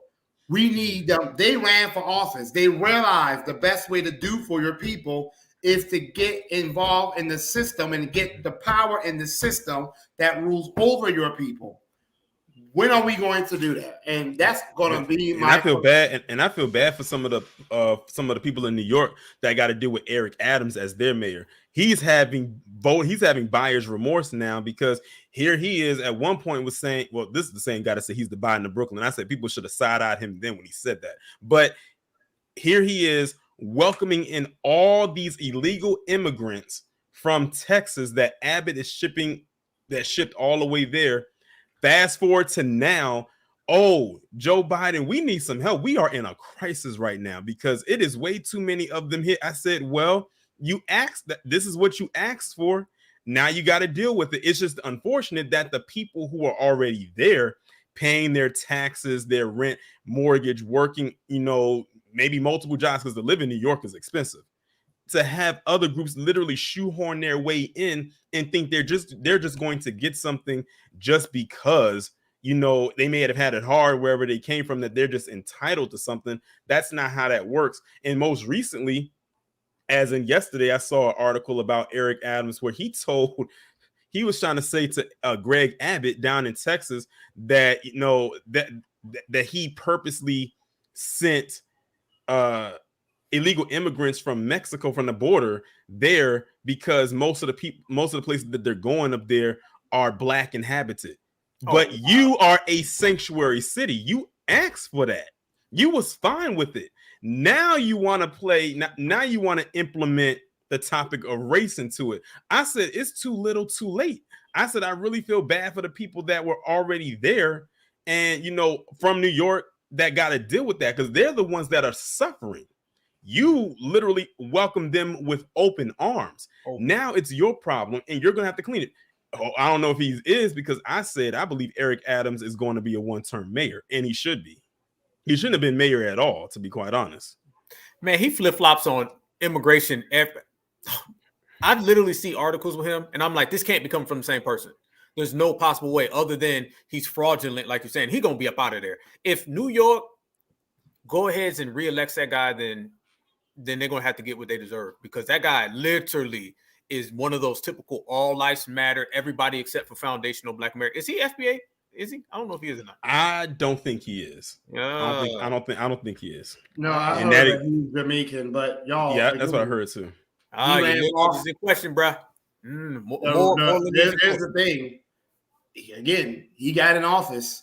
So, I mean, as mad as I hear people online talking about him online, about how he slept in some immigration shelter and giving these immigrants 5-star hotels and giving them catered meals, and they're wasting it. And then they have the damn audacity to come to our country and protest against wanting to go in a shelter, to come in our country and want to protest against going in a shelter from a 5-star hotel, we can be as mad as we want online. Nothing is going to matter until we, again, organize to run people against these ones in office, or we run for office and get people to organize and get votes for us. That's just where I am, y'all, now. I'm just beyond talking about how wrong it is. I'm going to keep calling it out, but I'm just beyond talking about how wrong it is, how infuriating, and that's an understatement it is. I'm at a point now where I'm ready for us to act. I'm ready for us to get activated and activate people. And running for office along all levels, from the local town council to the county council to the state legislator to the governor's seat to federal office. I am ready for action, and that's the action we need to take.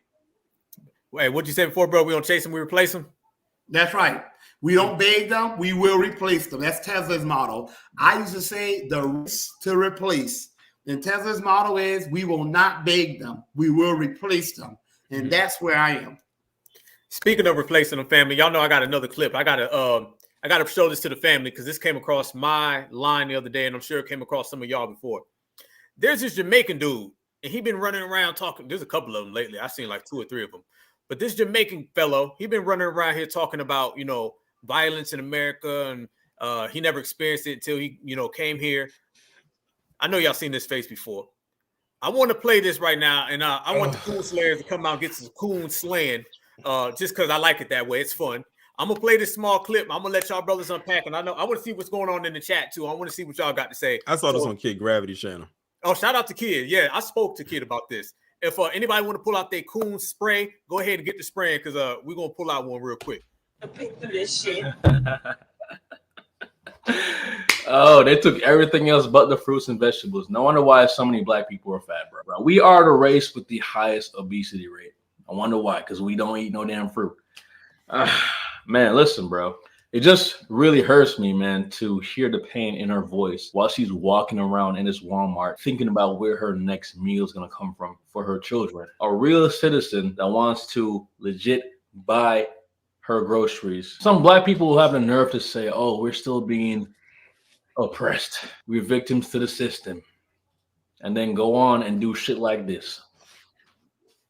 First of all, if there's a system in place that's holding us back, how the hell are we going to fight against that system if we're doing this shit to ourselves? Bro, I've never seen people this aggressive towards each other until I moved to America and see how black people are towards each other, bro. For all you guys that don't know, I'm actually from Jamaica, born with just black people, mainly black people in Jamaica. And when I moved up here, it's like the black people here are definitely different. I'm not going to lie. I've never been to an all black party and there hasn't been a fight or some kind of police pulled up. There always has to be some kind of aggression. Niggas start drinking Hennessy and getting mad and fighting each other. Why can't we just party? I'm just trying to have some fun. I pull up to this party, you know what I'm saying? Hey, what's good? What's good? It's like, I'm my niggas, you know what I'm saying? All black people in one spot, but we can't even have fun without someone getting mad. We are way too busy fighting each other, bro, to do anything good for ourselves. Family? Yeah, I hate it. I hate to keep loading you up with coon talk, bro, but we got to set it up to lay him down. And that's why I know some of us can like kind of handle it. Like Tariq plays these type of clips and he goes in on them. I can't handle it, so I can't even replay it. First of all, why is he saying nigga? Why is he referring to us as his niggas? That is, I told my fiance is Nigerian. Don't let that word come out your mouth. Okay, that's the same. You are not a black American. That is not a word that has been weaponized against you.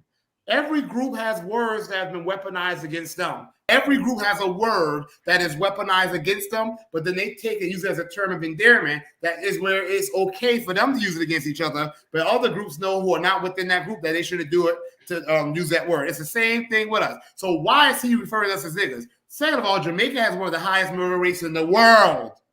It's like the second or third country with the highest homicide rate in the world. It has one of the highest rates of paternity fraud, where men are being told that the father of a child and coming to find out the child is not there. I think like 70%, which is insane. 70% of the fathers in Jamaica are taking care of a child that is not their own. Okay? Jamaica at that time has been the number 2 or number 3 for highest murder rate in the world. So what the hell is he talking about? He has never seen black people fight before until he came to America, when in Jamaica, their hobby is killing each other. That's why they're running over here. That's why Jamaicans are the number 1 group for black immigrants in America, because they're getting away from them slaughtering each other. A majority black nation where they spend a lot of their time killing and murdering each other. Okay? The Chinese taking over their ports, taking over their beaches. I have a Jamaican friend, and she told me the beach she used to go to as a kid, the Chinese owns it now. And then Indians, the Indian Jamaicans and Chinese Jamaicans own a lot of property there now. A majority black nation where a lot of the black citizens live in dire poverty and own nothing. But where a lot of them, not all, but where a lot of them excel is at murdering each other. So we're one of the countries in the top 5 most murderous countries in the nation. So I have a suggestion for him. If he has all the answers, he can take his ass back to Jamaica and solve the serious, serious issues they have there. The only reason he's in America is because black Americans stand and fight for our rights, and we know how to come together. No community is perfect. But you know what I find funny, y'all? Which group in America went through 260 years of slavery, 100 years of terrorism, which included sharecropping, deadly prison, mass incarceration, lynch mobs, racial massacres, destruction of black Wall Streets and other black towns, land theft, being poisoned, medical experimentation, minstrel shows,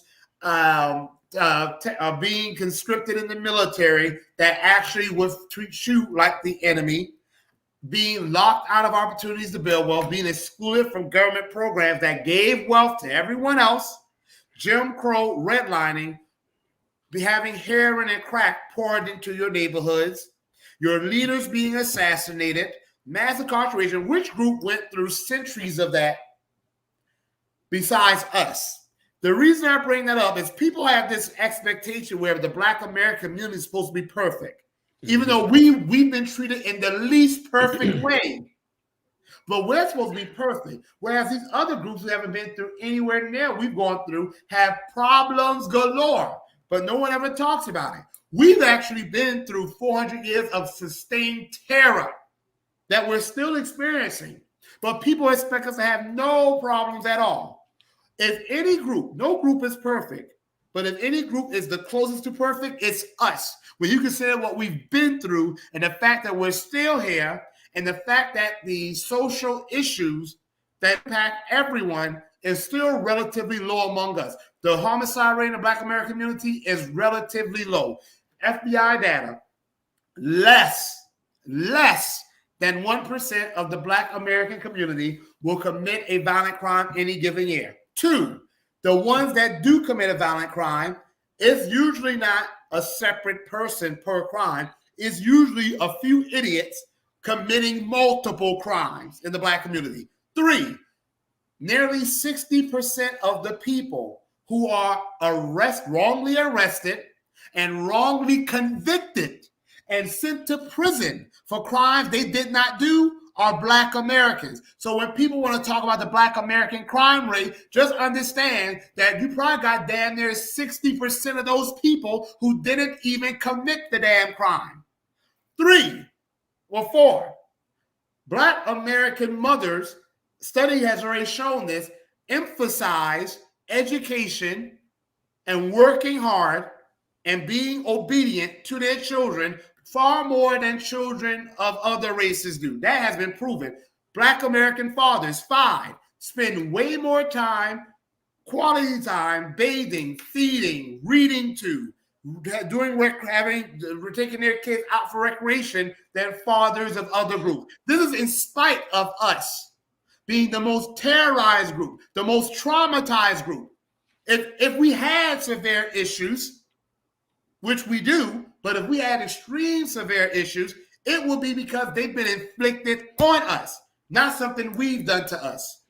This person, this little tether coon, is from Jamaica, a country, I remind you, that just last year I think had the second or third highest homicide rate in the world. I rest my case. You want to get him, Brother Tory? My thing is this: if we're so violent over here, why did you come? Like, you can always leave and go back. Exactly. I mean, you have the option to go back. Like, why did you come over here? I bet it's probably the same story that we hear all the time. Oh, it's a better life, better opportunities. Basically, you're basically just saying that you just came from the slums, but you want to come over here and shit on us.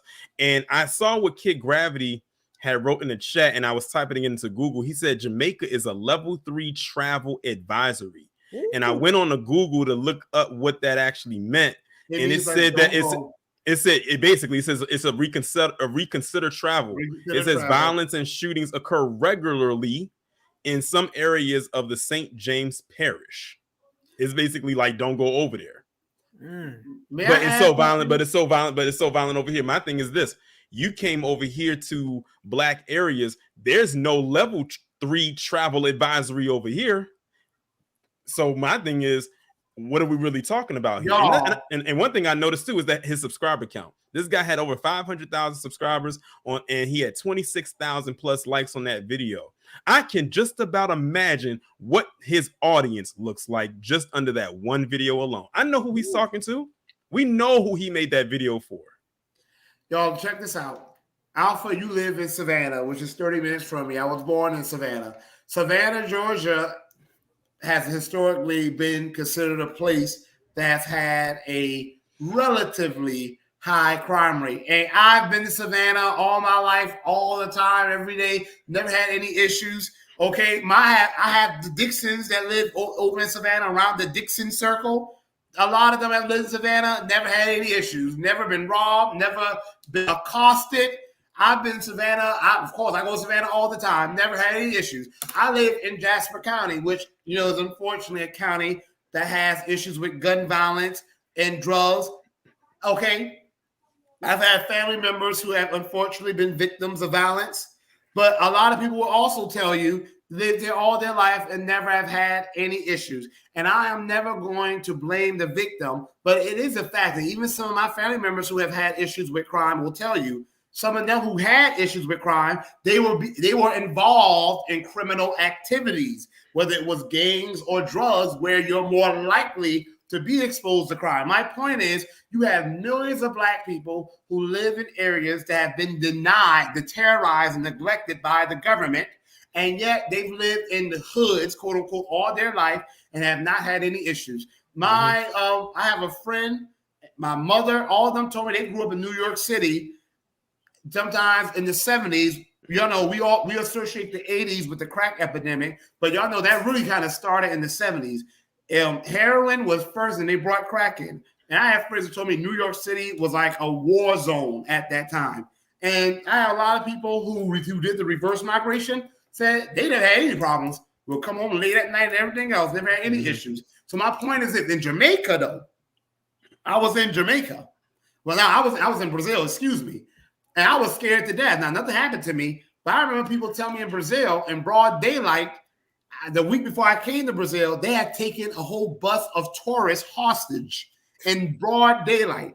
One of my fellow colleagues told me a man snatched her jewelry off, and when they tried to take her purse, when she kind of resisted, he pulled a gun on her. And, broad daylight. A woman was killed in Brazil because she took a turn down the wrong street. Broad daylight. In Jamaica, you will read similar stories. Okay? Now, sometimes these people are just going to areas that are extremely dangerous. But my point is, you can go in dangerous areas of America, where it may be highly Black American, and nothing's going to happen to you.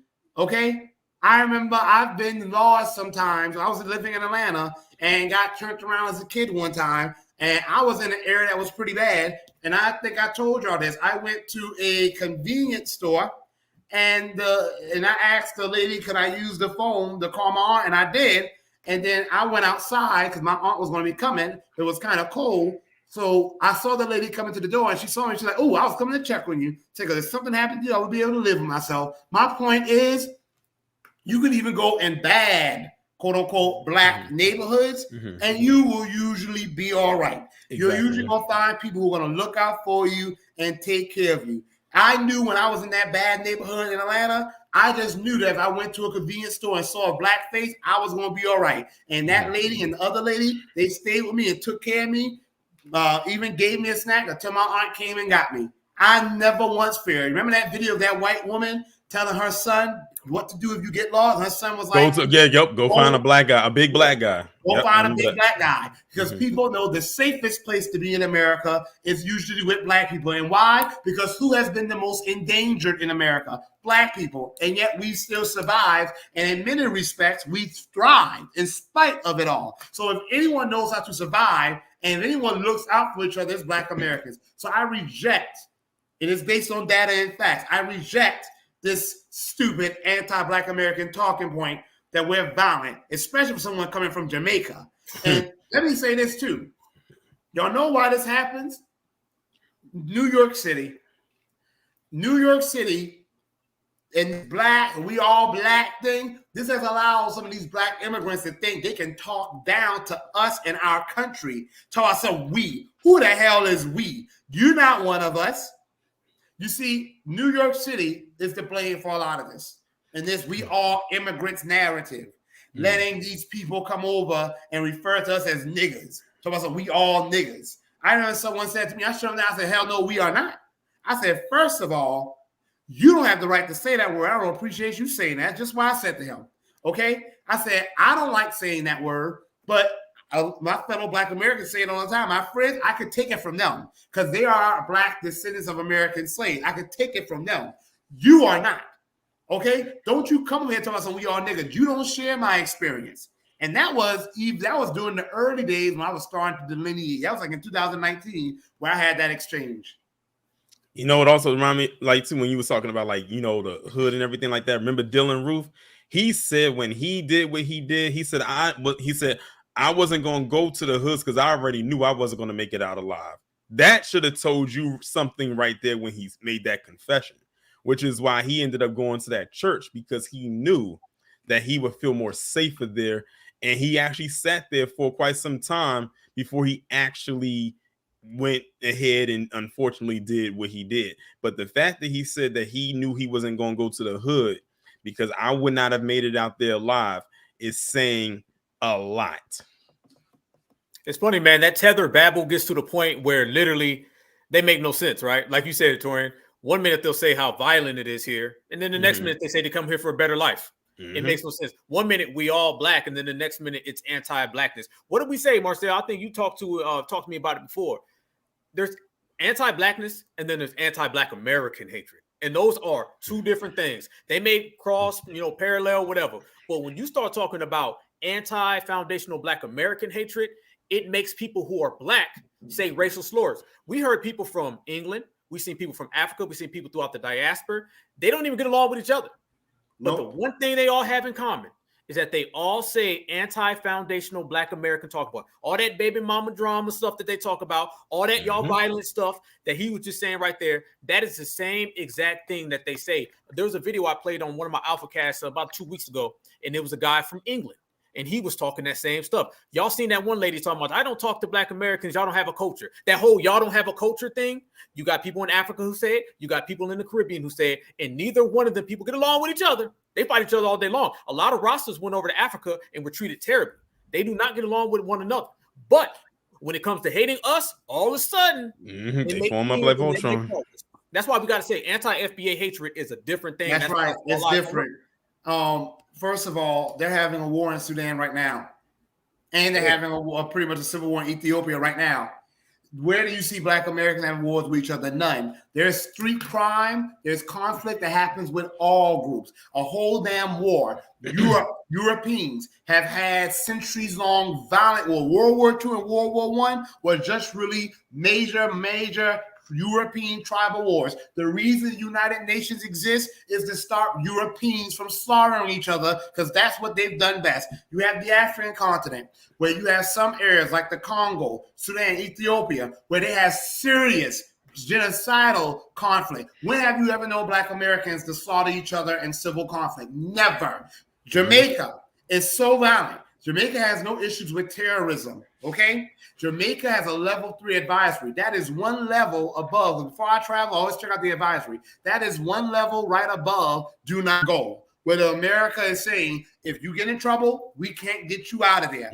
Just from street crime alone, because they're killing each other so much. He needs to worry about that. I bet you if you took every Black American community and you made it as an own separate nation, none of them will reach a level 3 reconsider travel. Okay? Yeah. And let me tell you, this is something that I know some people don't like when I say it, but I've never abandoned it, and I'm always going to double down, triple down, quadruple down, quintuple down about this.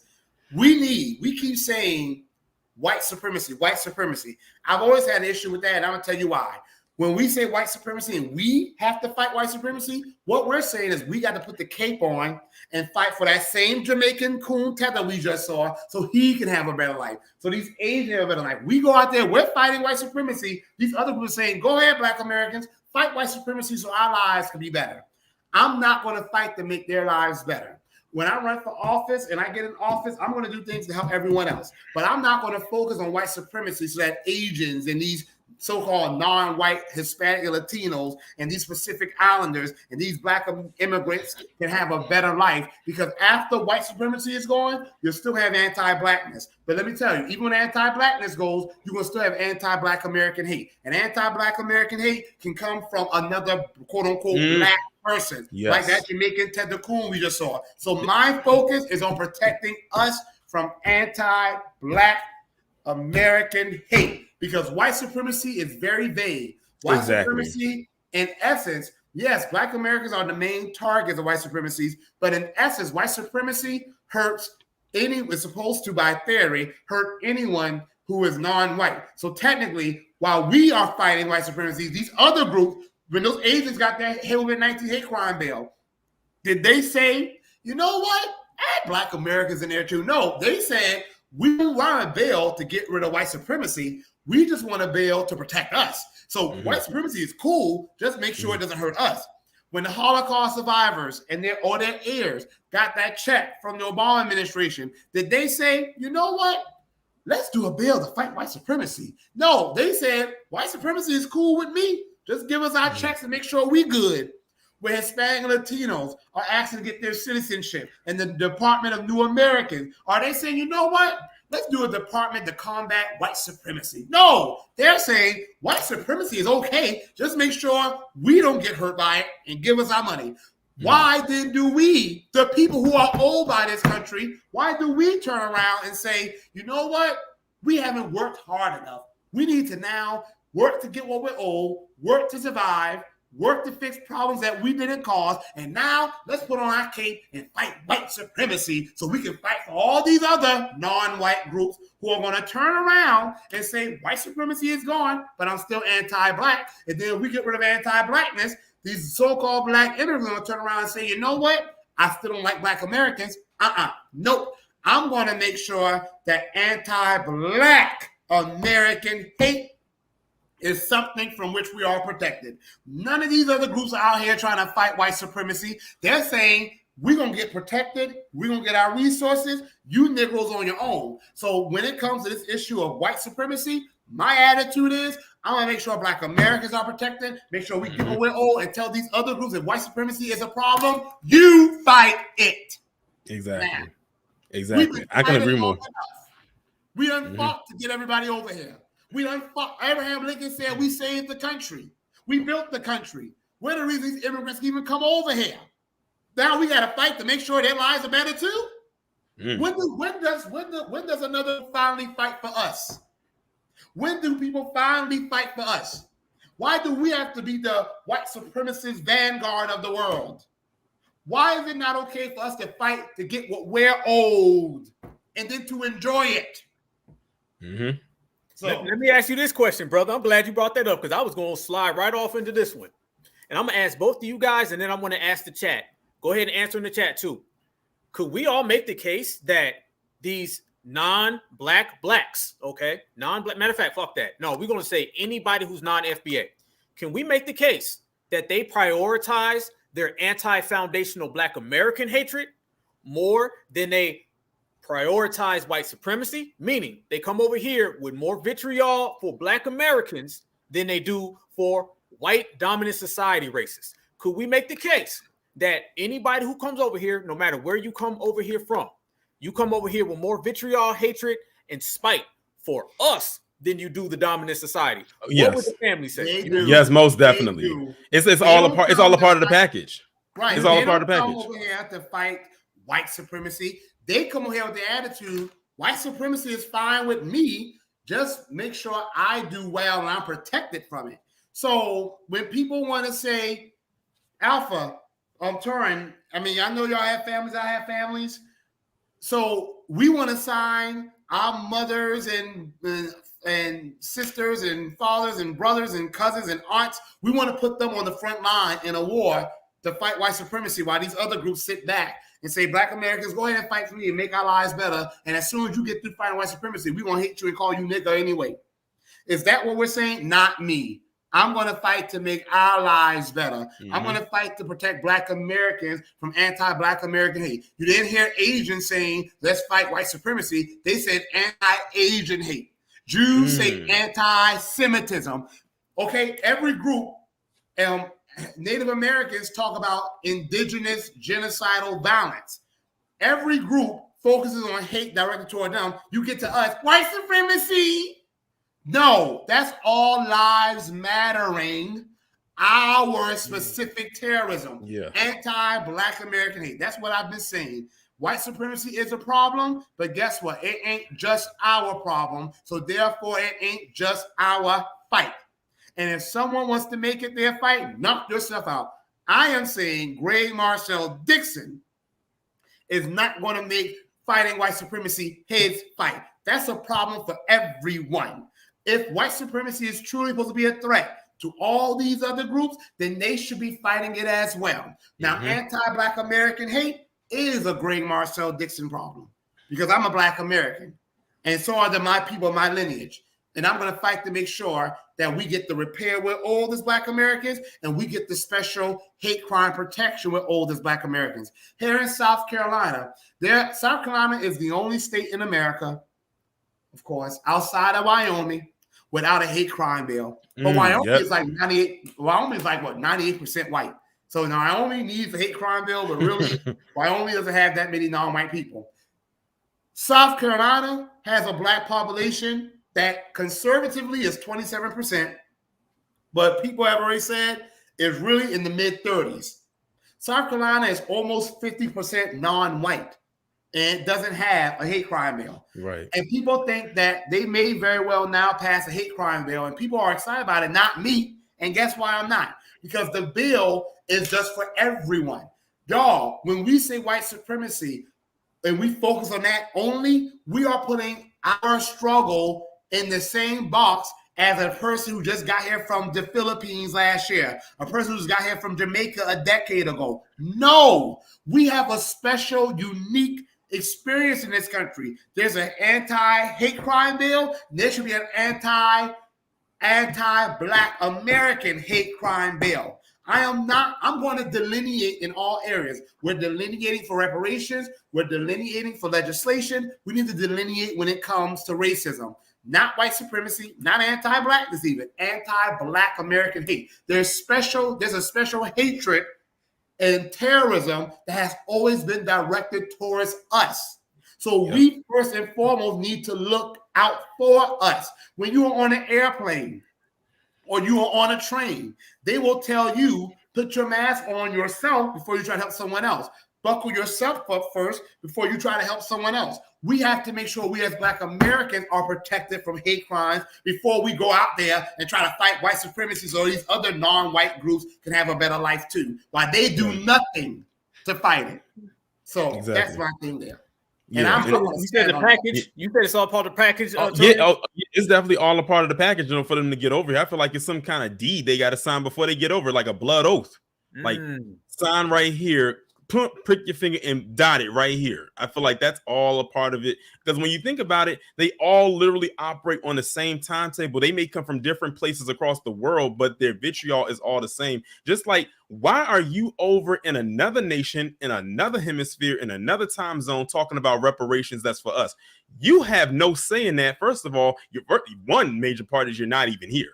So why are you even talking about it? Two, you do not benefit, so you definitely shouldn't be talking about it. So why do you feel you need to do it? And I said it's because they have an audience they're trying to reach. They got bills they got to pay. They are literally one step away from living outside on a cardboard box. So how do we do it? We're going to attack Black Americans. Because why?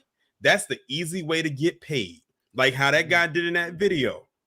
He could have said all of that stuff and probably didn't mean a word he said. But if he knew that that video was going to get views, which it did, get him a bunch of subscribers, which it did, get him a bunch of likes, which it did, which means it threw itself into the algorithm to go viral, which it did.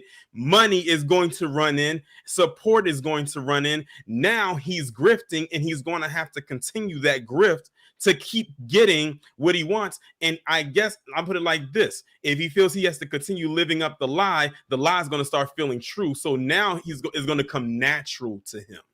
For instance, and I'm glad we brought this up. Do yourself a favor. Go on YouTube and type in the search bar, Thomas Sowell reactions.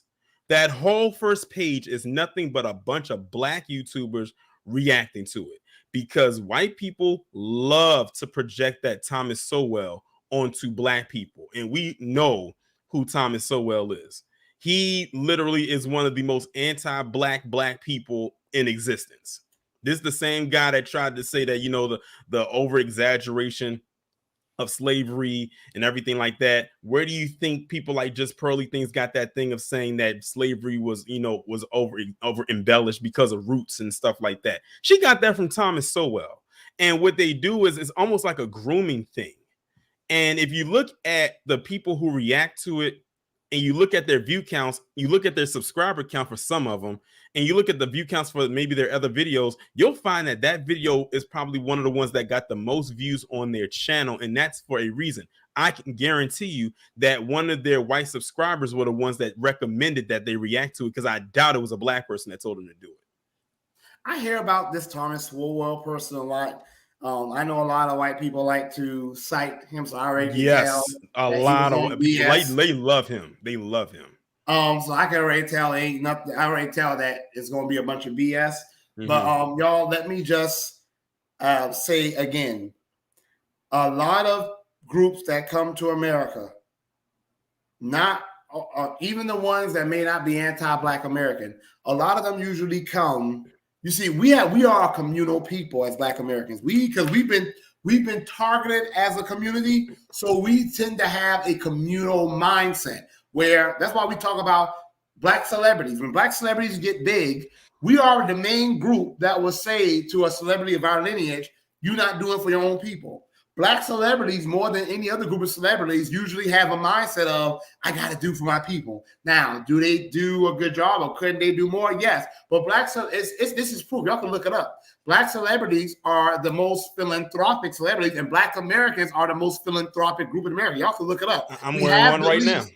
Right, exactly. We have the least, and yet we're the most charitable, because we are a communal-minded people, because we've been terrorized together, so we still have that we're in this together mindset. We don't always act on it like we should. We don't always manifest like we should, but Black Americans tend to think more as have a communal mindset than other groups. So the point I'm making is these other groups don't have that. So as soon as these immigrant groups come over, they come over with this, I got to do for me. I'm here to get a good life for me. Yeah. I'm here to do good for me and my family. Black Americans tend to think, I'm going to do good for me, my family, and my people. You see the difference? Yeah. So even when an immigrant comes here and they're not anti-Black American, they still tend to have a mindset of, I'm in this for myself and my family. They don't tend to have the mindset that Black Americans have. We tend to have, we're in this for ourselves, our families, and my people. We always talk about you. What group do you hear saying my people, more than Black Americans? So that is something to understand. A lot of people come here and they want to survive within this system, thrive under this system, or they want to assimilate and support the system that is inherently anti-Black Americans. Our attitude is change the system to a system of justice. My attitude is take over the system and make it one of justice. And justice in America should begin with reparations for Black Americans, because injustice and terrorism in America began with terrorizing Black Americans. And it's amazing too how. Go ahead, brother. Go ahead. I got a point both of y'all gonna agree with. Go ahead, bro. And it's amazing how a lot of them like will come over here and they'll, like you said, they'll all be for self and everything like that until white supremacy pulls a oops upside the head.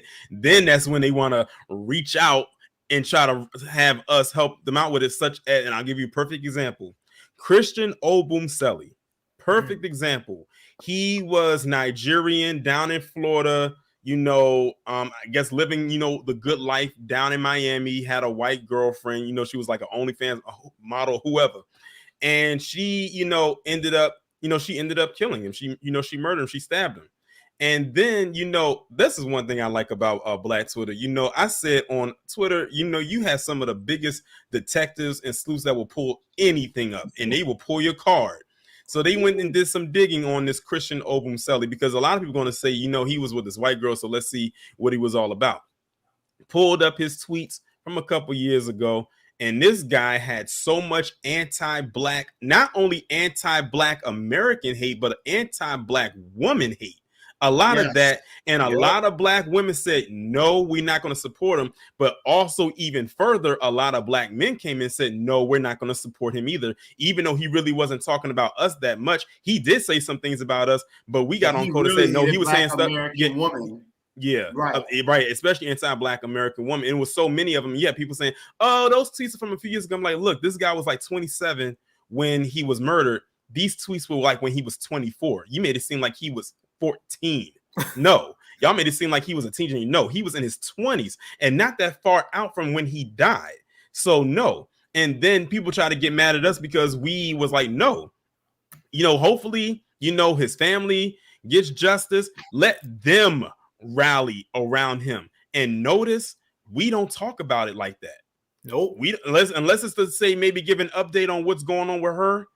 We're not out there like demanding justice like that. And that really shows you, and it really exposes who has the louder voices when it comes to situations such as these, and how a lot of other groups who, whether they look like us or don't, will piggyback and hang off of our coattails when we get something going. That's why I've always said, and I'm going to stand firmly on this, Black Americans are the trendsetter of the world. No matter what the trend may be, when we kick it off, we're going to go far with it. And then when we are done with it, the rest of the world is done. And if they decide to be Johnny and Jane come lately, then oh well, we already moved on to the next thing. Hey, brother, how many times does that happen? How many situations has came out where somebody gets harmed and then we go and look at their tweets and it's just anti-Black, anti-Black? A lot. So many. It's a lot of them. It's too many. When it is from a Black immigrant, yes, they didn't have a hatred for Black Americans. Like, remember that old tether that we all assembled and ran down?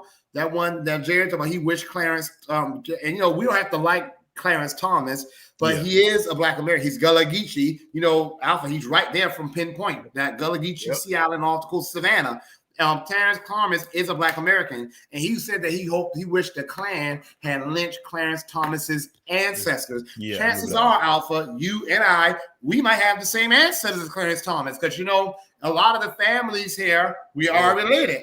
So when he said he wished that his ancestors were lynched, he is saying that Black Americans who have nothing to do with Clarence Thomas, and now as an old man making decisions, should be punished by the Klan. Remember, we ran him down. Now, here's the thing, though: these black immigrants that are anti-Black American, they didn't have a special hatred for Black American women. Mm-hmm. I don't know if y'all noticed that. They didn't have a special hatred for Black American women. And yes, I remember that case with the Nigerian guy who was murdered in Florida. And I really, even though I'm okay with violence, I still feel it should always be a last resort.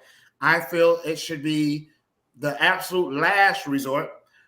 But I don't like violence, generally speaking.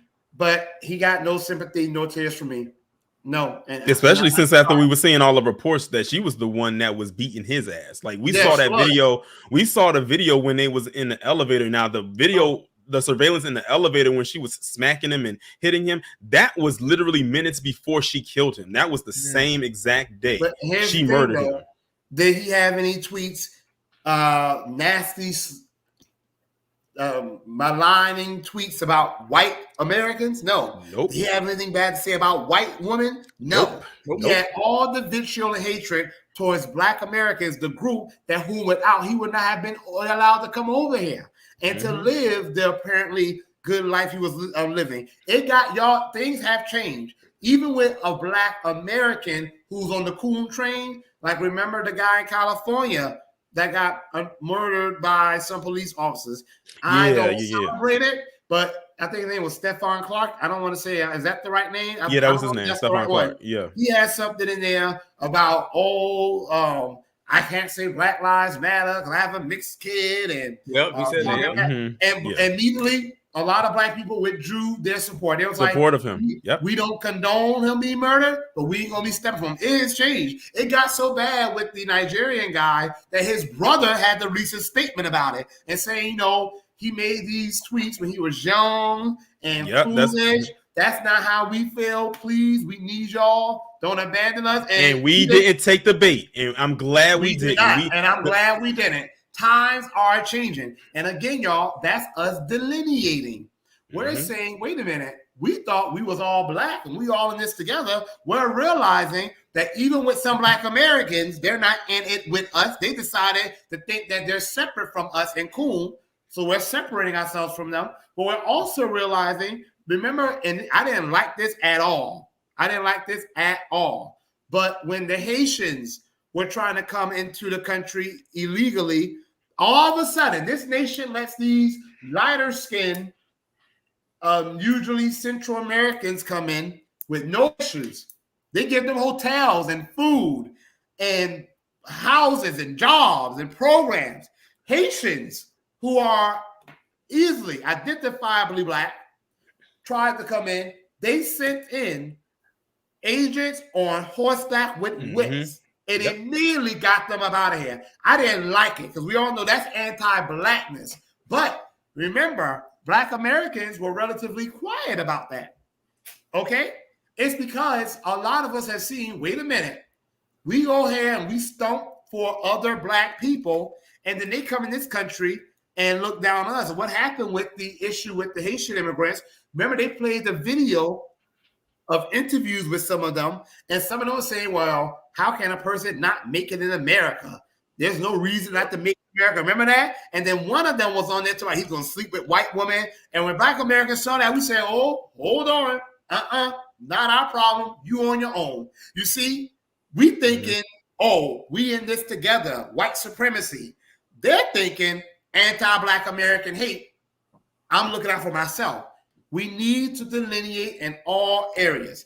White supremacy is a problem, but it ain't just our problem, so it shouldn't just be us fighting it. And at the end of the day, we can't help anyone else if we can't help and do for ourselves. Exactly. So before we try to fight, quote unquote, white supremacy, we need to make sure that we are protected specifically as Black Americans. Because while this nation has always been a white supremacist nation, which group has been the most terrorized by this nation? Us.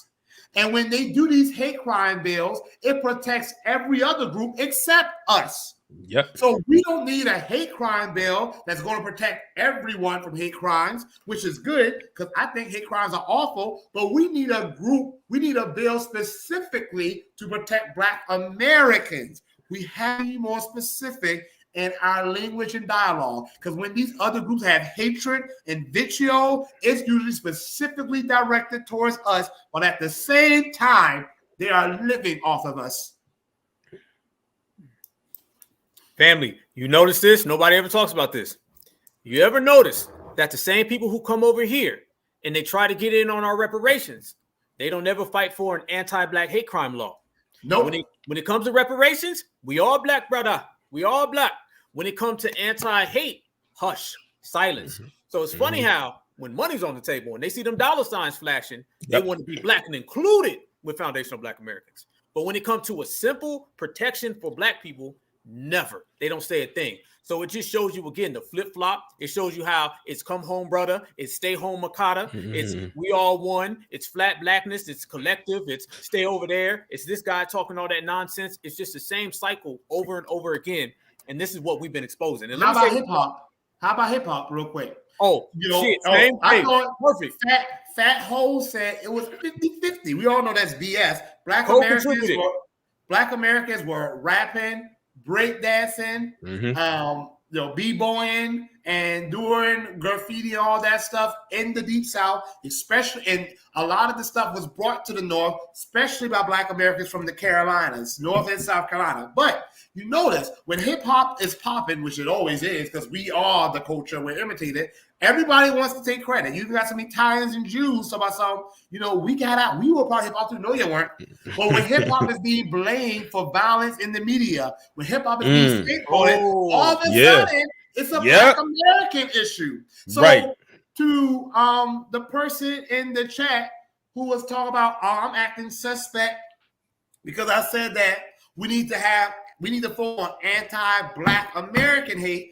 Notice how these other groups have no problem specifying Black Americans. When it's time for hatred, they have no problem specifying us. They're not saying, I hate all these other non-white groups. They specifically hate Black Americans. That Nigerian guy, he specifically had a hatred for us, while the only reason he is in the country is because of us. The first president of Nigeria, who helped to get the British out of there, was educated by us, okay?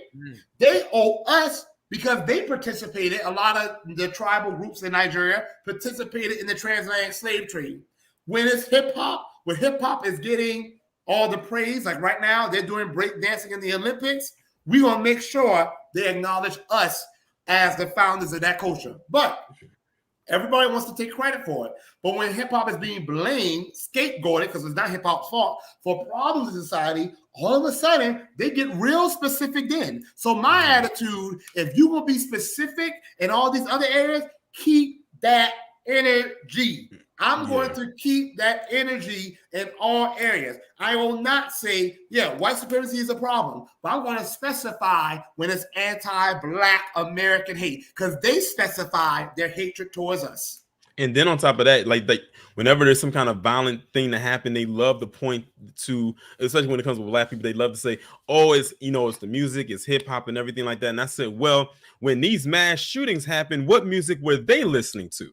Let's run it down. Because the last time I checked, the biggest demographic that listens to hip hop today are usually white males who are in their teens. So are you trying to say that's what they was listening to before? It has been for a long time. I mean, exactly. And hip hop is the #1 genre of music in the world. I said, why do you think in a lot of these movie trailers, a lot of hip hop songs are popping up in those trailers, or in different ads is a lot of hip hop music there? I said that's not just because it sounds good, it's because it's the #1 genre of music in the world and has been for quite some time. It used to be, I think, country for a while, which is another genre of music we made. Just FYI for those of y'all who were unaware. But when it comes to hip hop, it's definitely, like I said, it has transcended so many decades and has gone through so many repackages and everything like that.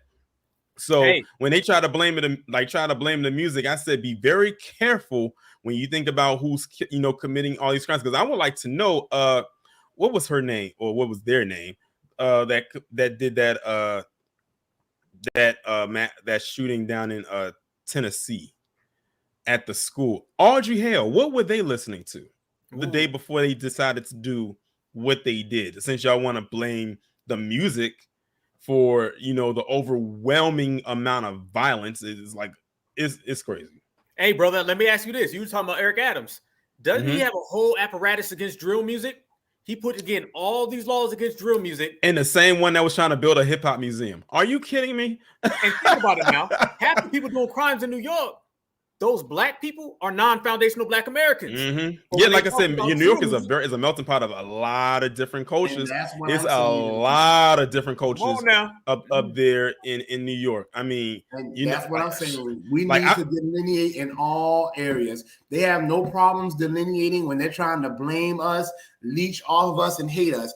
They get real specific. These are black Americans. But when it's time to try to leech off of us, then we are all black. We need to be specific in all areas. So no, I'm not going to say this was racism. This was white supremacy. This was anti-black American hate, because they specify us all the time, terrorism for hatred. So why can't we specify us for special legislation, reparations, and protection? And you're right. I've heard even some white people have said that we need to disaggregate. When I was in South Carolina, which does not have a big black immigrant population, even a white Republican guy was like, yeah, when you look at the FBI data crime, they're putting a lot of Latinos in the white category and the black category. He was like, they're putting Jamaicans, Haitians, they're calling them all black. But he was like, everyone's different. This is a white Republican who lives in a small town not far from me. Even he immediately understood why this aggregation was necessary. Because yes, they talk about Hispanic Latinos being classified as white, but when they commit a crime, remember Tiger Woods never wanted to call himself black, right? Remember we got arrested and they showed that mugshot? And they said black American. Real quick. A lot of these white Latinos who think they white to the world, they get arrested and they'll put black on there real quick. This aggregation is needed.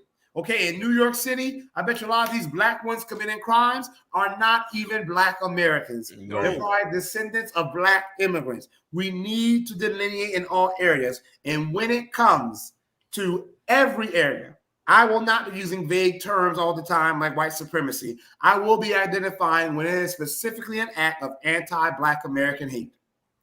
Hey, I'll tell people like this. Delineation is like being pregnant. You can't be halfway pregnant. You can't halfway delineate. You got to do it at 100. All areas. I'm going to delineate here, skip here, and do it over there. It's got to be across the board. Brother, I'm glad you brought up hip hop, because I came across something earlier. And in the spirit of foundational black Americans being the innovators, I want to play this for the family. And I wanted people to ask, tell me, is this right here? Is this hip hop? Is this our roots going way back? Tell me right now, is this us flowing way back in the day? Check me out. Foundational Black American style. I was shooting out last Friday. Met a girl by the name of Lizzie. We goes in a cafe and sits down. She began to call me honey. I began to spend my money. I thought she was the smartest girl in town. When I began to ordering whiskey, Liza, she got frisky, like women full of whiskey really does. Now when I went to pay the man, I found Liza's hand right in my pocket where my money was. She's in the jailhouse now, and I'm in the chain gang now. I told the judge to his face, Liza's hand was out of place. In the jailhouse now. Were they doing that in Puerto Rico, family? Somebody got to tell me. First off, I'm amazed that whoever was able to pull that up. Woo. We've been asking them for footage of where are these Puerto Ricans and Jamaicans doing this. Okay, you can go on. There's a video right before the Union troops came down the coast of South Carolina of some black men breakdancing, literally breakdancing on a plantation. Okay, you have videos of swing dancing, like the Charleston and all that stuff, which was pretty much also predecessors to the form of breakdancing we have now. Remember, you had Count Banks. Okay, you had the Jubileers. All these different groups, and they used to call it Jubilee singing, which was pretty much rapping, and of course James Brown. Okay, you listen to James Brown funk music. That's why a lot of hip hop artists. That's why he's the most sampled artist in hip hop. That's why a lot of hip hop artists always cite James Brown, who was not from Puerto Rico and Jamaica. James Brown was right here from a town that's like about an hour from me, Barnwell County, South Carolina, Beach Island, which is like an hour from me. Rural South Carolina is still a rural area today. There were no Puerto Ricans and Jamaicans around when James Brown grew up. Here in South Carolina and in Georgia. Okay, so y'all, we've been asking them to show footage. And speaking of this, the Carolinian influence, Angie Stone, who I see all the time, I've never really spoken to Angie Stone like that, but Angie Stone was a part of, I think, the first female rap group to have a charting album or songs on the charts or something like that. So Angie Stone is here, and I think someone needs to get her input because Angie Stone is very much still around. She performs all the time. I've seen her perform live several times, and Angie Stone was a part of the first female rap group, okay, in the early 1970s. Now, we got to ask her before they get to her, because, sometimes they put the camera on them and they want to be that all lives matter stuff. I've heard Angie Stone has talked about her experience in hip-hop a lot of times. She ain't never mentioned Puerto Ricans nor Jamaicans. Never, okay? Mm-hmm. Angie Stone was right from Columbia, South Carolina, and moved up to New York City in 1971. It was a part of a successful all-female rap group right here from South Carolina.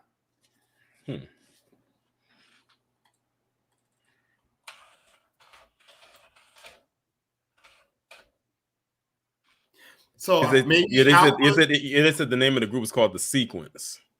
Yeah. Yeah, I had to look that up. Yep.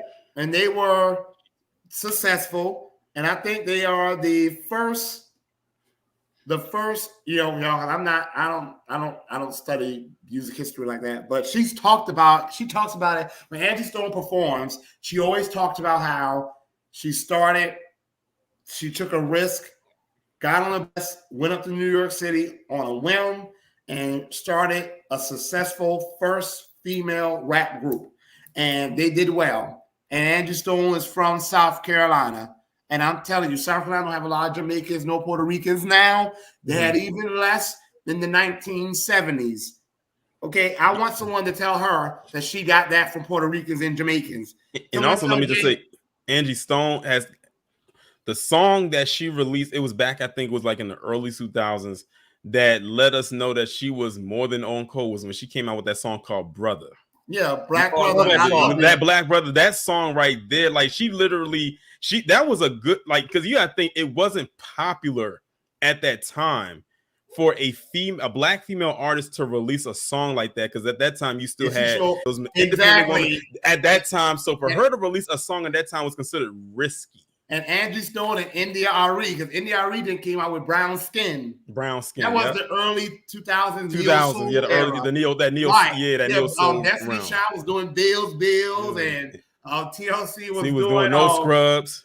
TLC, the Scrubs are kind of past by that time, but they did another song, not Unpretty. It was another song, I'm Good at Being Bad. Remember that song? Yeah. Where they was like, I need a rough neck. I mean, TLC was off the chain. Angie Stone and came out with Brother, and then India Arie, Brown Skin. And it wasn't just about their love of black men. They even went out the way to make sure they emphasized dark-skinned black men. So yeah, Angie Stone, I'm thinking people I'm going to try to talk to Angie Stone next time. I said, she's always at events here in South Carolina. I'm going to try to talk to her. Y'all know I don't get into music things. I know it's our culture, but I'll be damned if anyone try to steal our culture from her. I'm going to try to talk to her because she's very accessible. At events, she loves talking to people. I'm going to try and go and talk to Angie Stone and say, Angie Stone, tell me, there's a debate going around about who invented hip-hop. Some people say Black Americans had a little bit to do with it, but it was other groups. I'm not talking about who contributed, who invented. When you started hip-hop, did you get your swag and style from Puerto Rican and Jamaican?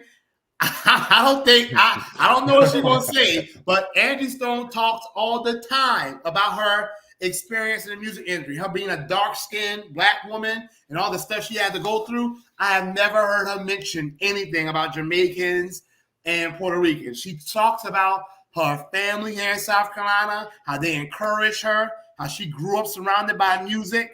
She never mentions about Jamaican Puerto Rican. She mentions the church, gospel music. She mentions soul. She mentions funk. James Brown grew up around. Y'all go to Barnwell and meet James Brown family. They will tell you how he grew up singing on the streets in rural South Carolina and rural Georgia. No Puerto Ricans and Jamaicans. These are two South Carolinians who were among the first figures in hip hop. Okay? The breakdancing guy, I forgot his name. The one he's on video saying, I'm not Puerto Rican, not Jamaican. He's like, my mother is from North Carolina, my father's from South Carolina, or vice versa. There was a video of him saying it. He was like, there were no Puerto Ricans around. What's his name? He's the famous break dancer. He's still alive. I don't follow it like that, y'all, but Boogaloo Shrimp. He's a light-skinned guy. I don't know his name, but they interviewed him. He was walking. They caught a win on him. He was like, there were no Puerto Ricans and Jamaicans around. He was like, I'm not Puerto Rican. Was he in the movie Break-In? I don't know. It's somebody's recording him on their I know he's talking about. He's walking and he's like, listen. Yeah, he's walking. Yep, And he's like, they were nowhere to be found. They just happened to ask him, is his name Trixie? I don't know what his name is. They thought he was Puerto Rican and he was like, nope, No, he was like, I ain't no Puerto Rican. He's like, my father is from North Carolina. My mother's from South Carolina, vice versa. He was like, there were no Puerto Ricans around, no Jamaicans around. But then there's another Puerto Rican guy saying, one of the guys, I forgot his name. Y'all probably know this people's name. He's one of the first Puerto Ricans in hip hop. He was like, they were calling him, they was calling hip hop Jungle Bunny music. I heard about that. He was like, I was the only Puerto Rican around. He said there were no Puerto Ricans. Big Pun is in the video about Not a Player. Big Pun was like, the reason I shot Moreno and Boricua forever, he was like, I'm giving a shout out to Morenos, which they call Black Americans. He said, for bringing me in to this hip hop game of theirs. Yep. So that's why I always like Big Pun more anyway. Rest in peace, Big Pun. Big Pun's way better than Joe. Yes, he was. Big Pun had no confusion about who started hip hop. Big Pun literally said in the interview, the reason that little refrain, Moreno, whatever, he was like, the reason I'm saying that is to give a shout out to Black Americans for bringing me into this hip hop game, for teaching us this hip hop game. He had no illusions. He wasn't trying to take credit for it.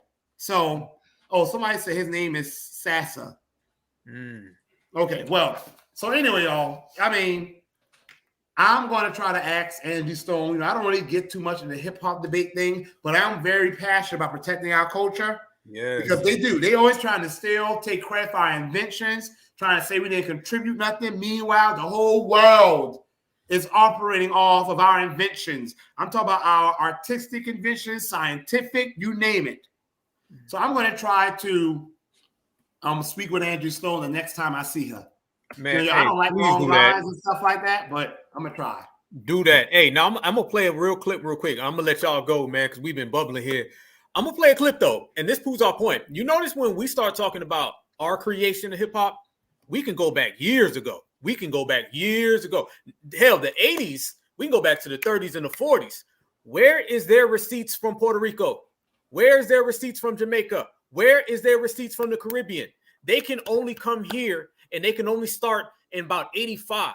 We can go back to the 1930s. As a matter of fact, Black Alpha is about to go back to the 1930s. Right here, we're going to play a clip. These boys right here is from Florida. A lot of y'all done seen this before, but we're going to rock out because that's how we do things on this side. Listen to these boys right now flowing, and somebody tell me that this right here is not foundational Black American, and then I might really go ahead and run you up out space if they get these damn ads up out of here, but it's all good. Ain't nothing going to stop it. Yes, indeed.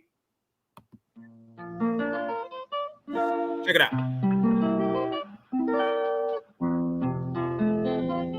But it's over and over.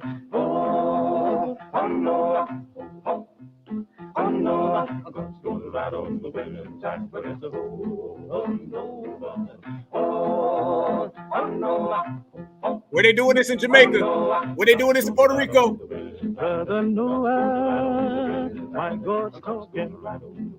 Said he would ride on the wind and tide.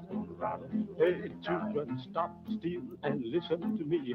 God walked down to the briny sea. He declared that the Eve was the son of man, and then he decided to destroy the land. He spoke to Noah. Noah stopped. He said, Noah, I want you to build me an ark. I want you to build it 3 cubits long. I want you to build it big and strong. I want it 50 high and 50 wide, so it will stand the wind and tide. It's over and over. Oh, Noah. Oh, no, I got to go ride on the winning tide, but it's a over and over. Oh, no. Oh, no. Jubileers. right on the way. Let's get to that second verse. To you and Bill, the ringing of the hammer flat judgment, the hewing of the saw flat sin repent. 100 years he hammered and sawed, building the ark by the grace of God. Now when the ark was done, God's voice was heard. He said, now Noah, let me tell you what to do. Call in the animals 2 by 2. So he called them in the ark 2 by 2. He called the birds, the ox with the kangaroo. Then he called and Japheth, the ham and Shem. Then God began to flood the land. He raised his hands to heaven on high, shook the stars and moon from the sky, shook the mountain, he troubled the sea, hits the wind to his chariot the wheel. He stepped on land, spit on the shore, and declared that time there wouldn't be no more. I ain't never seen that in Puerto Rico. I ain't seen that in Jamaica. I ain't seen none of that. I've only seen that right here. You pulled 2 receipts today. They still have yet to pull 1. Yeah, y'all been asking. I mean, I don't usually get involved in that. I mean, it's not a debate. I'm not even going to justify and dignify it by calling it a debate. It's not a debate. Hip hop is purely only from Black American culture. And these contributors, I don't even like saying they contributed. You came in and you stirred the pot of a dish that we had already put together. Okay, you came in and you set the table, maybe, but we put the dish together and had the house built. But whatever. But creation, that's purely only Black America. I don't like calling it a debate. Y'all be asking them, okay, show us this happening in Jamaica and Puerto Rico. If y'all invented it, where's the influence? Where's the foundation of this in those countries? They can't do it. But in Black American, we have people, Pigman Markham. Okay, there's a clip of a guy in South Carolina. I'm trying to find it. There's a guy in South Carolina who's in a small town in South Carolina. It's like 19. Let me see if I can find it, y'all. It's like 19. I want to say this is in the early 1900s, and he is playing. He's playing a is it a banjo or something? And he's pretty much rapping. His name is Peg Leg Sam. He was in Jonesville, South Carolina. Okay, and in 1975, Jonesville was a small town. He's up there pretty much rapping. This is an old man, okay? I think he was like in his 90s in 1975. Woo. Okay? So that was in South Carolina. That one in San Juan, Puerto Rico, brother. No, it when it came right? Jamaica. Damn. James Brown, all of them, South Carolina. Okay, it's a culture that came from the deep South, and you know it kind of amalgamized in New York City and Philadelphia to a lesser extent, but the elements all came from Black American culture in the South. Torian, I seen what you talked about earlier, your piece when you spoke about Michael Jackson and how you didn't think Michael Jackson was ever going to go. He's going to be immortal. Y'all remember when James Brown passed away, Michael Jackson flew all the way from wherever he was living at that time. He went all the way to that small town and he was there. Remember, Michael Jackson said there'd be no him without James Brown. So you're seeing that influence go through R&B. You're seeing that influence go to hip hop. You're seeing that influence go all the way across the board. And it's got foundational Black American fingerprints on it. No Jamaicans, no Puerto Ricans, no Haitians. And I remember a time where this wasn't even in dispute. See, what people don't understand this whole hey, but think about it, bro. It was never even into question. No one even talked about it. Fat Joe didn't say this 5 years ago. Fat Joe didn't say this 3 years ago. You know, because now it's like, oh, to be honest with you, it's almost predatory. It's like they're trying to teach this stuff to the young folks. And because you know, people our age ain't going for it. Yeah, they feel like they're losing their positioning in the spot that they have for themselves, as far as the little part that they carved out for themselves when they decided to get into the game. And now that they feel like they're being forgotten. And now they have to throw out these lies that they created something in order to remain relevant. I'm like, when's the last time Fat Joe dropped an album? The Pickaninnies. That's the name of the film that shows these Black American guys breakdancing on a plantation in 1890 in South Carolina. The Pickaninnies. So South Carolina again. James Brown, Angie Stone, the Pickaninnies. I think Pigmeat Markham. I think he was from North Carolina. Okay. So that's just, I mean, the evidence is too overwhelming. I mean, I'm trying to find the one where they interviewed the guy who's a famous breakdancer. He was one of the first. I don't know what his name is. I thought y'all would know these people's names. I don't know these people's names. But he's walking, and they just happen to interview him impromptu in the street. He was like, I'm not Puerto Rican. He was like, I'm Black American. He said, my father, or I can't remember, both his parents are from one of the Carolinas. I think his father is North Carolina, mother's South Carolina, or vice versa. He was like, there were no Puerto Ricans around, no Jamaicans around, but I can't remember his name. I thought someone remembered his name. I wish somebody would find that. I seen that video though, brother, and he put it into it. He was like, right. "Wow, he was like, yeah." He was like, "I'm not Puerto Rican." He was like, "I'm still here." He's like, "I was there when it all started." He was like, "My parents are from the Carolinas, North Carolina, mother or father, South Carolina, mother or father." So you notice which states keep getting mentioned. North Carolina, South Carolina. Of course, these elements were in all the southern states, but a lot of the early figures in hip hop, all Black Americans, the majority of them from the Carolinas, because it was the Great Migration, and they brought these southern Black American southern culture up to New York City with them. So the family, so that goes. Go ahead, brother. Yeah, you're right. Michael Jackson has made it clear. Prince, all of them, have pretty much said, if it wasn't no James Brown, it would be no them. You got a lot of hip hop artists saying if it wasn't for James Brown, there would be no hip hop. I think one of the best moments ever was when, and this is back when the BET Awards was worth watching, was when James Brown got the Lifetime Achievement Award back in 2004, and Michael Jackson came out and put the cape on him. Because he didn't know he was going to be there. And of course, it was a surprise thing. When I tell you that whole audience went from the level it was already at with James Brown performing to the volume probably could have shattered through the roof. You talking about a man who has had impact on music since he was 5 years old, and has managed to adapt to every decade that he made music, which was the late 60s, the 70s, the 80s, the 90s, and early 2000s. That man never missed a beat, especially for someone who went through as much adversity in his personal life as he did, and to manage to still push forward. But I remember watching that as a 15-year-old teenager and losing my damn mind. I remember looking at the audience, you had grown men jumping up and down, because that's the kind of effect he had. Like, he had the grown men fainting. He jumping up and down like it was Christmas morning and they got that toy that they wanted when he came out there. It was probably some men in there screaming louder than the women. But that's just the kind of effect that this man had. But what got me though was after he did his little performance with James Brown was when he went to the podium and did his speech. Because one thing Michael Jackson does is that when I watch that, he rarely gets emotional when he gives speeches to acknowledge people. But when he was talking about James Brown, he could not help but to break down right there on that stage, because he just let the people know that if it wasn't for James Brown, there would not have been a Michael Jackson. And he had to let the people know that this man is a legend.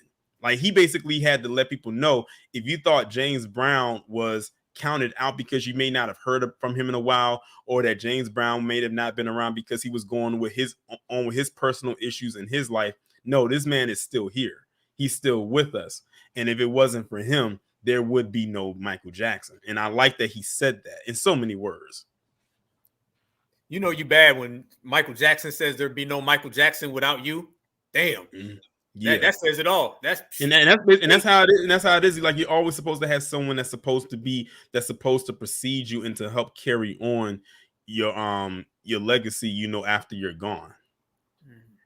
Y'all, so I never cared about music shows, y'all. I mean, of course, I love our Black American music, but I never really was into music like that. Like, I watch, okay, I like the song, then whatever. But when that happened, I remember we in the house screaming, like, Michael Jackson just had that impact on people. And when he started dancing and threw that cake, and then James Brown started dancing, I mean, y'all, even talk about it now gives me goosebumps. I still remember that moment, because and James Brown life was hellishly hard too. Yeah, very hard. Yeah, that was another thing they had in common.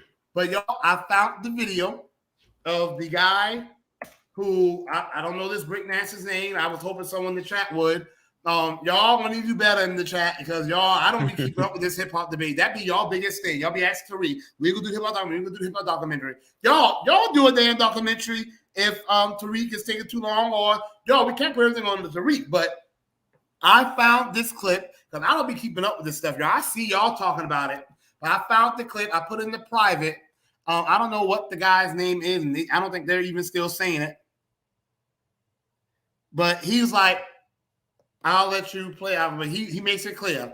He was like, I'm gonna straighten this out right now. He said there were no Puerto Ricans, no Jamaicans. He was like, he's like, my father, I think father South Carolina, mother North Carolina, or mother South Carolina, father North Carolina. Matter of fact, but y'all, that moment, and you're right. I mean, I never really watched award shows.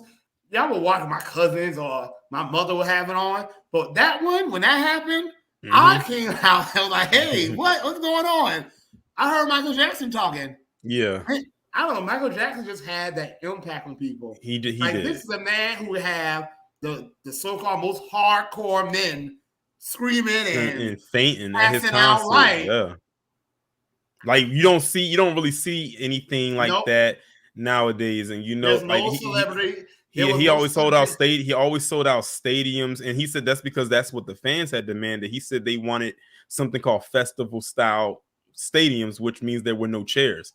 So them people would be standing on their feet for hours, screaming to the top of their lungs, to the point where they would lose their voice, to the point where they lose oxygen and faint, and they would have to carry out. It was a documentary that Michael Jackson did. It was called Michael Jackson's Private Home Videos. I remember watching that when that first aired, and he was telling people about how it was, the atmosphere, what it was like doing his concerts when he would be on stage and he would look out into the crowd and it would be a sea of people and he couldn't even see the back because it was so many people there. And he said they would have like hundreds of faints per night. Like there was like literally like almost like a stack of people just constantly passing out. We were the Super Bowl. They were taking people out on stretcher after stretcher after stretcher. And I'm glad you brought up the Super Bowl. I'm glad you brought that up because the Super Bowl halftime show was nothing to marvel at until Michael Jackson did his halftime, because they said that he basically saved the halftime show. And because before then they was like they said like before then they would have little marching bands perform. It was really nothing special. Like people would do like go get food and then wait for the game to come back on. But in 1993, when Michael Jackson performed, they said that the halftime show probably had more ratings than the game itself. It did. I remember I think Michael Irvin, when he was playing at the time, he said he snuck out of the locker room when he wasn't supposed to come and watch Michael Jackson perform, because he said, I may never get this opportunity again because of how hard it would be to see him. And he's like, this is like a free concert. There's never been any before Michael Jackson. I can't think of anyone who would excite a crowd to that extent.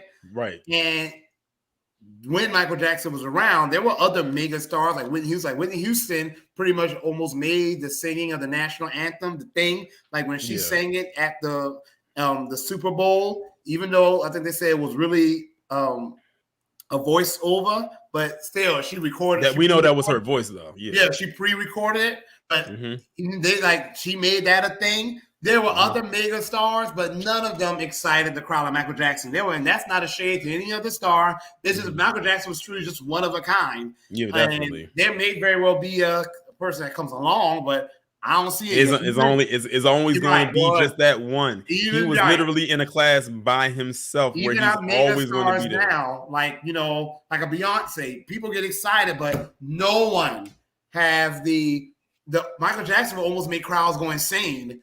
Like seriously, people. His fan base was very strong, and people were passed out. Remember at the Super Bowl, he didn't move for like 10 minutes. He would just stand there. And people were passing out. I don't know how he did that. I don't think I know the producers was up in that studio panicking, like, Michael, there's a lot of dead air right now. Like, I need you to do something. Like, we losing money right now. Michael, he just stood there for like what, I don't know how, minutes straight. Yeah. And people were passing out. People, first of all, he couldn't perform because no one would be able to hear him. People were screaming, passing out. He just stood there. So, yeah. Where's the Jamaican version, man? I got to keep going there. Where's the Puerto Rican version? Where's the Haitian version? There isn't none. I'm glad Michael Jackson is on record saying no one has influenced me more than this man, a Black American man from South Carolina, because they'll be trying to say Michael Jackson was influenced by Puerto Ricans and Jamaicans. Michael Jackson's like, damn that.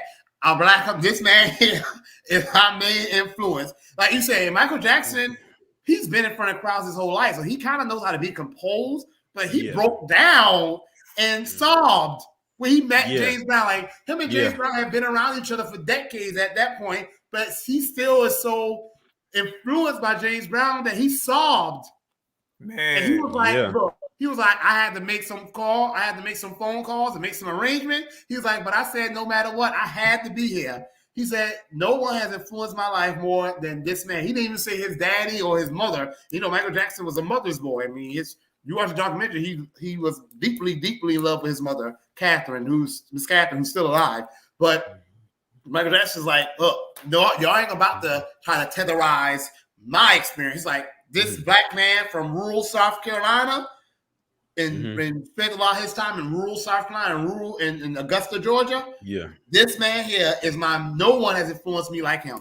And also, too, one thing I liked about Michael Jackson is he wasn't afraid to call out certain powers that be in the industry. When he went into, and mind you, he went to New York with this one. He went to New York to in a crowd of Black people and called out Tommy Mottola. Now, for those of y'all who don't know who Tommy Mottola is, he was the CEO of Columbia Records for many years, for years.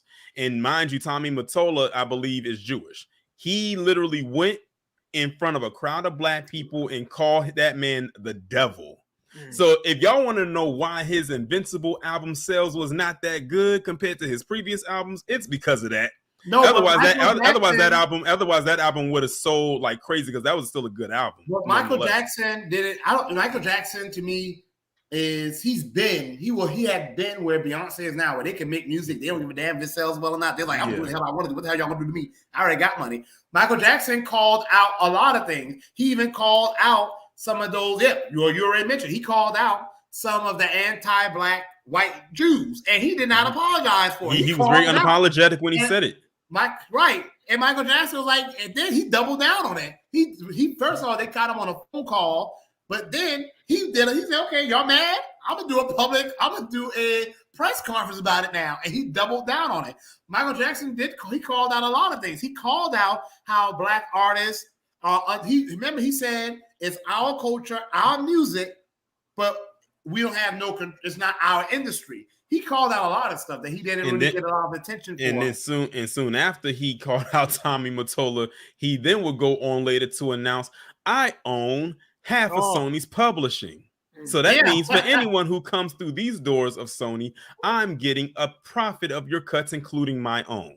Sony, the same person I called the devil, he was once the owner, but now I have the over half. He said 50% isn't enough. I need over half, so I'm gonna throw in 1 more percent. So now I have over half. That man was so petty. He said, I'm gonna get 51%. Hey, Paul McCartney and the Beatles. The Beatles catalog. That was the beginning of a shrewd businessman right there. I said once he got that catalog, it was it. And the thing is, Paul McCartney was on record saying that he thought Michael Jackson was just trolling him. He didn't think he was being serious because Michael Jackson was just supposed to be this singer, this dancer, and this entertainer. But Michael said they thought I was, just this dancer, this entertainer. But he said they never thought that I would outsmart them. And that's what he did. His sister either. He didn't like the way he became even more vocal when he saw what they did to his sister when he did. Remember how they blacklisted Janet? Oh yeah, from the Super Bowl. Boy pulled her bra off, not her fault. But they told her she needs to apologize, and Janet was like, "No, I didn't do anything wrong." Mm-hmm. And I don't think Janet has done anything with CBS since then, and good for her.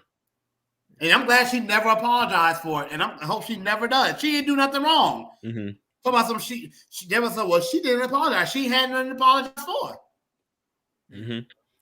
And while we talk about Michael Jackson, I'm seeing people mention Prince. Prince was another person that was very about his business too. This man would legit not work with you if you didn't own your masters. Yeah. He said, He said, don't come back to me until you own your masters. I think Nas was telling that story. I think Nas had said he wanted to do a collab with Prince, and the first thing Prince asked him, he says, "Do you own your masters?" And Nas said, "No." He said, "Then I can't work with you." Prince gave the music industry hell. That's why he changed his name to a symbol so they couldn't market him. The artist formerly known as. Shaka Khan wasn't as vocal, but they were together doing that. But even though I love Prince, even Prince didn't have that, and that no one, Whitney Houston, none of them were and Whitney was a mega star, but none of them could like just send a crowd into hysterics like Michael Jackson could. Michael Jackson would just walk on the stage and stand, and people passing out, people having, out of body experiences. But I put the link about this on Breakdancer. By the way, passing out is a whole different kind of fandom. You got that right. You can't even fake that. And then on top of that, like the guy, not just with his music and everything like that, the guy literally was like a walking like model.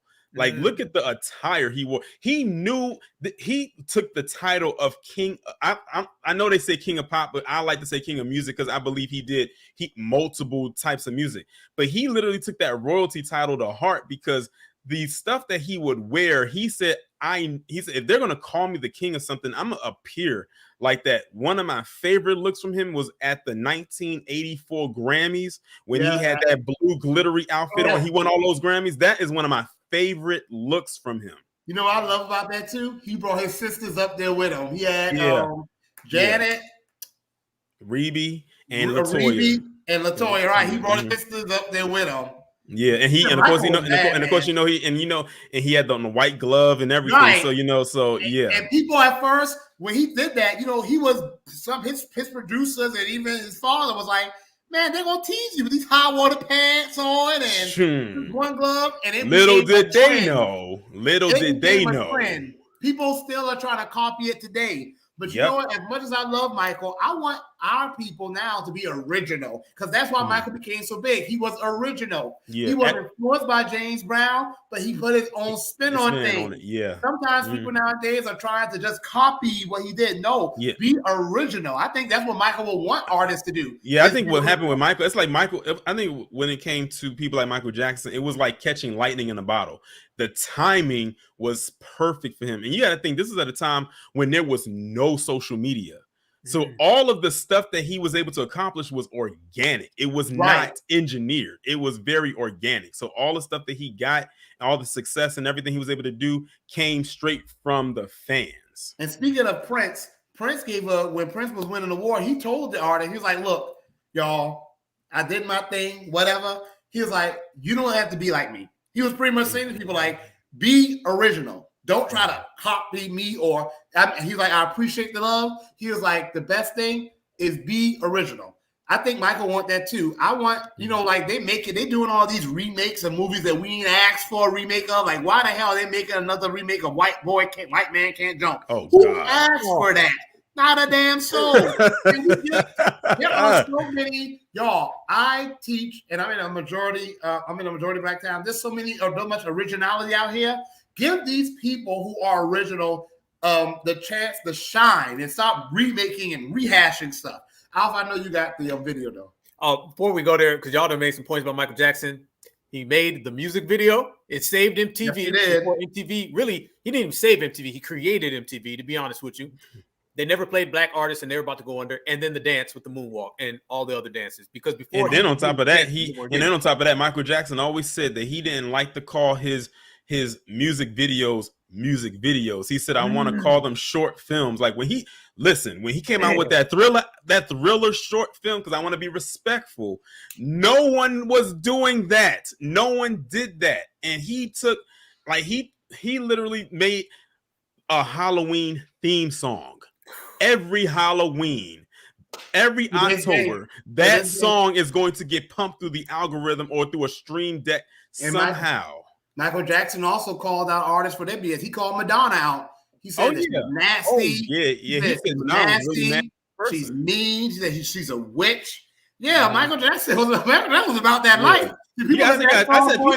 People forget Michael Jackson came from very humble beginnings. Him and his family were from Gary, Indiana, and they lived in a very small home, in a very small house where they had to live cramped in with each other. I said, don't let the soft voice fool you. Ooh. This guy, if he had to go there, he was going to go there. And a lot of people don't know why he did the soft voice.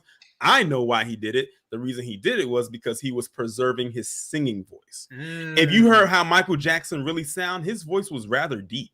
Hey, remember Eddie Murphy used to say he called Michael before, and he didn't know it was him. Yeah, he was like, when he answered, he didn't know it was him. Yeah, his voice was actually pretty deep. Artists don't have that mystique anymore. He had mystique. He had it all. The whole package, family. And Michael Jackson also, when they were trying to pile up on Janet, it didn't get as much attention, but he was like, hey, y'all go back to hell about my sister now. Michael Jackson, he liked to stay behind the scenes. Because remember, Michael Jackson really he did have a feeling of he felt that being so famous kind of robbed him of a childhood. So he kind of like to stay behind, and he liked to keep his kids out of the public eye too, because everything he did, they tried to criticize him for it. When he showed this baby, it was like, oh, that's child abuse. But when they were trying, he was like, hey, y'all go back to hell about my sister now. Yeah, I'm gonna say it once. He's like, y'all keep my sister's name out your damn mouth. And Michael, man, his mama came out and was like, Mike wasn't no punk.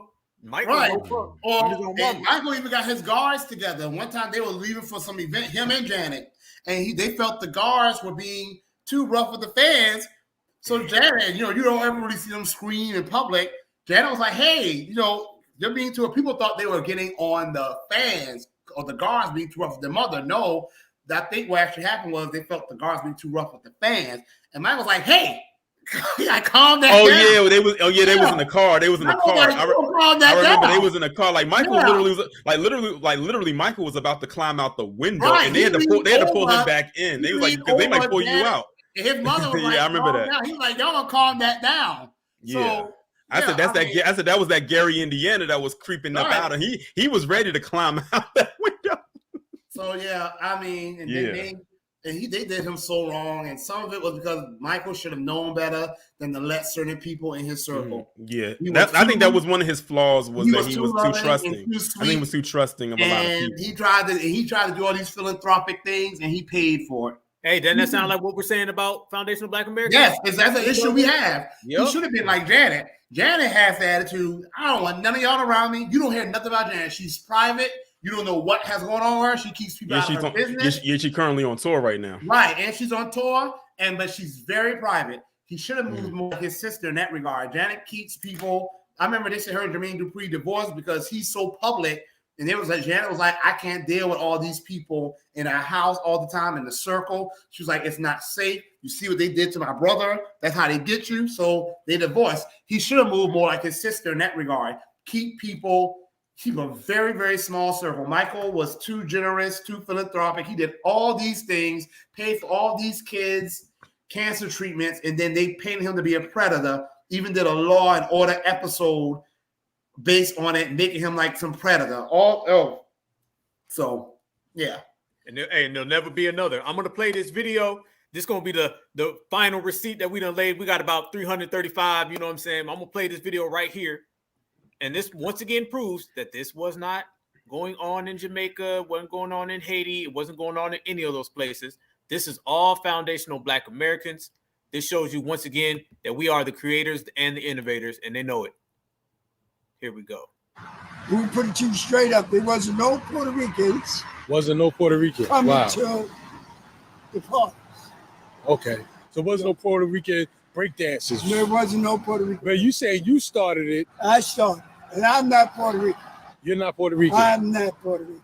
Wow. I am Black and proud. Okay. My mama's from South North Carolina, and my daddy's from South Carolina. Okay, salute. We Indian.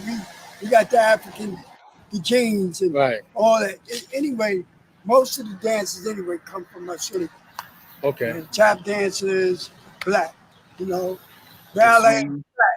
Everything that they blind us with actually come from us. Right. We actually did a lot of things that our people really never got the recognition for. Right.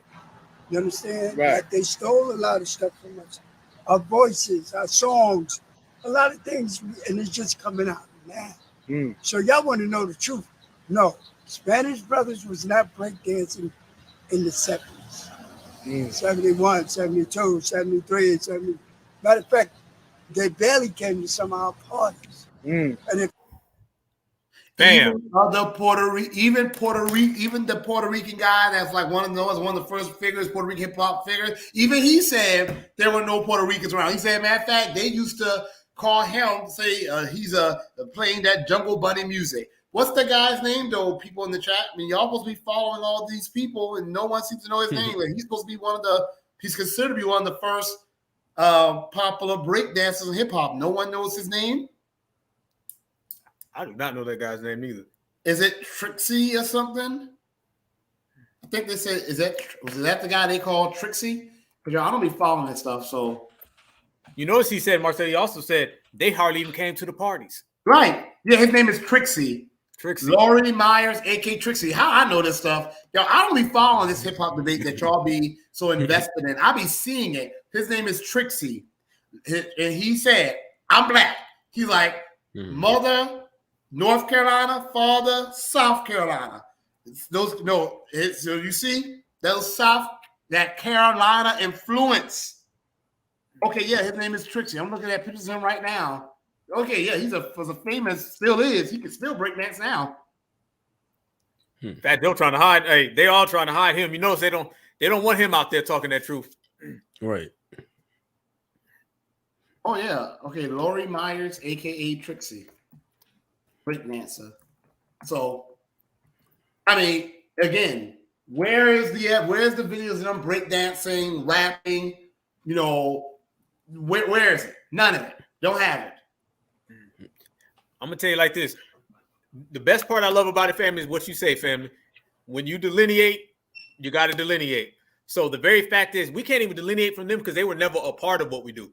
They were always just watching. So we not only reject the creation part, we reject the co-creator. A lot of people don't remember the reason why country music and rock and roll. It started off with the dominant society saying they contributed. They didn't just come in and say they started that stuff. They said, well, we had a role in it. And then eventually it turns into, no, we just created it. So what we're doing now, we stopping it at the door. You're not even going to get to the co-creator part.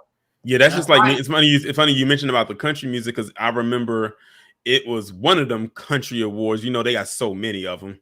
And it was the year that Beyonce was on there. And she had performed a song. It was on her Lemonade album. And it was a country song. And she had performed it. And they at first they was kind of mad that she was there because they already have this image of how Beyonce is anyway by that point. But Beyonce doubled down and knew what she was doing by bringing out the Dixie Chicks. Now white people already got what's the word I'm looking for? They already have a negative portrayal of them because of some comments they made about Bush back in the early 2000s, and that kind of pretty much got them out of the industry. Like they pretty much put a cap on their career after that. And she brought them out to perform that song. I said, I can only imagine how they feel about that.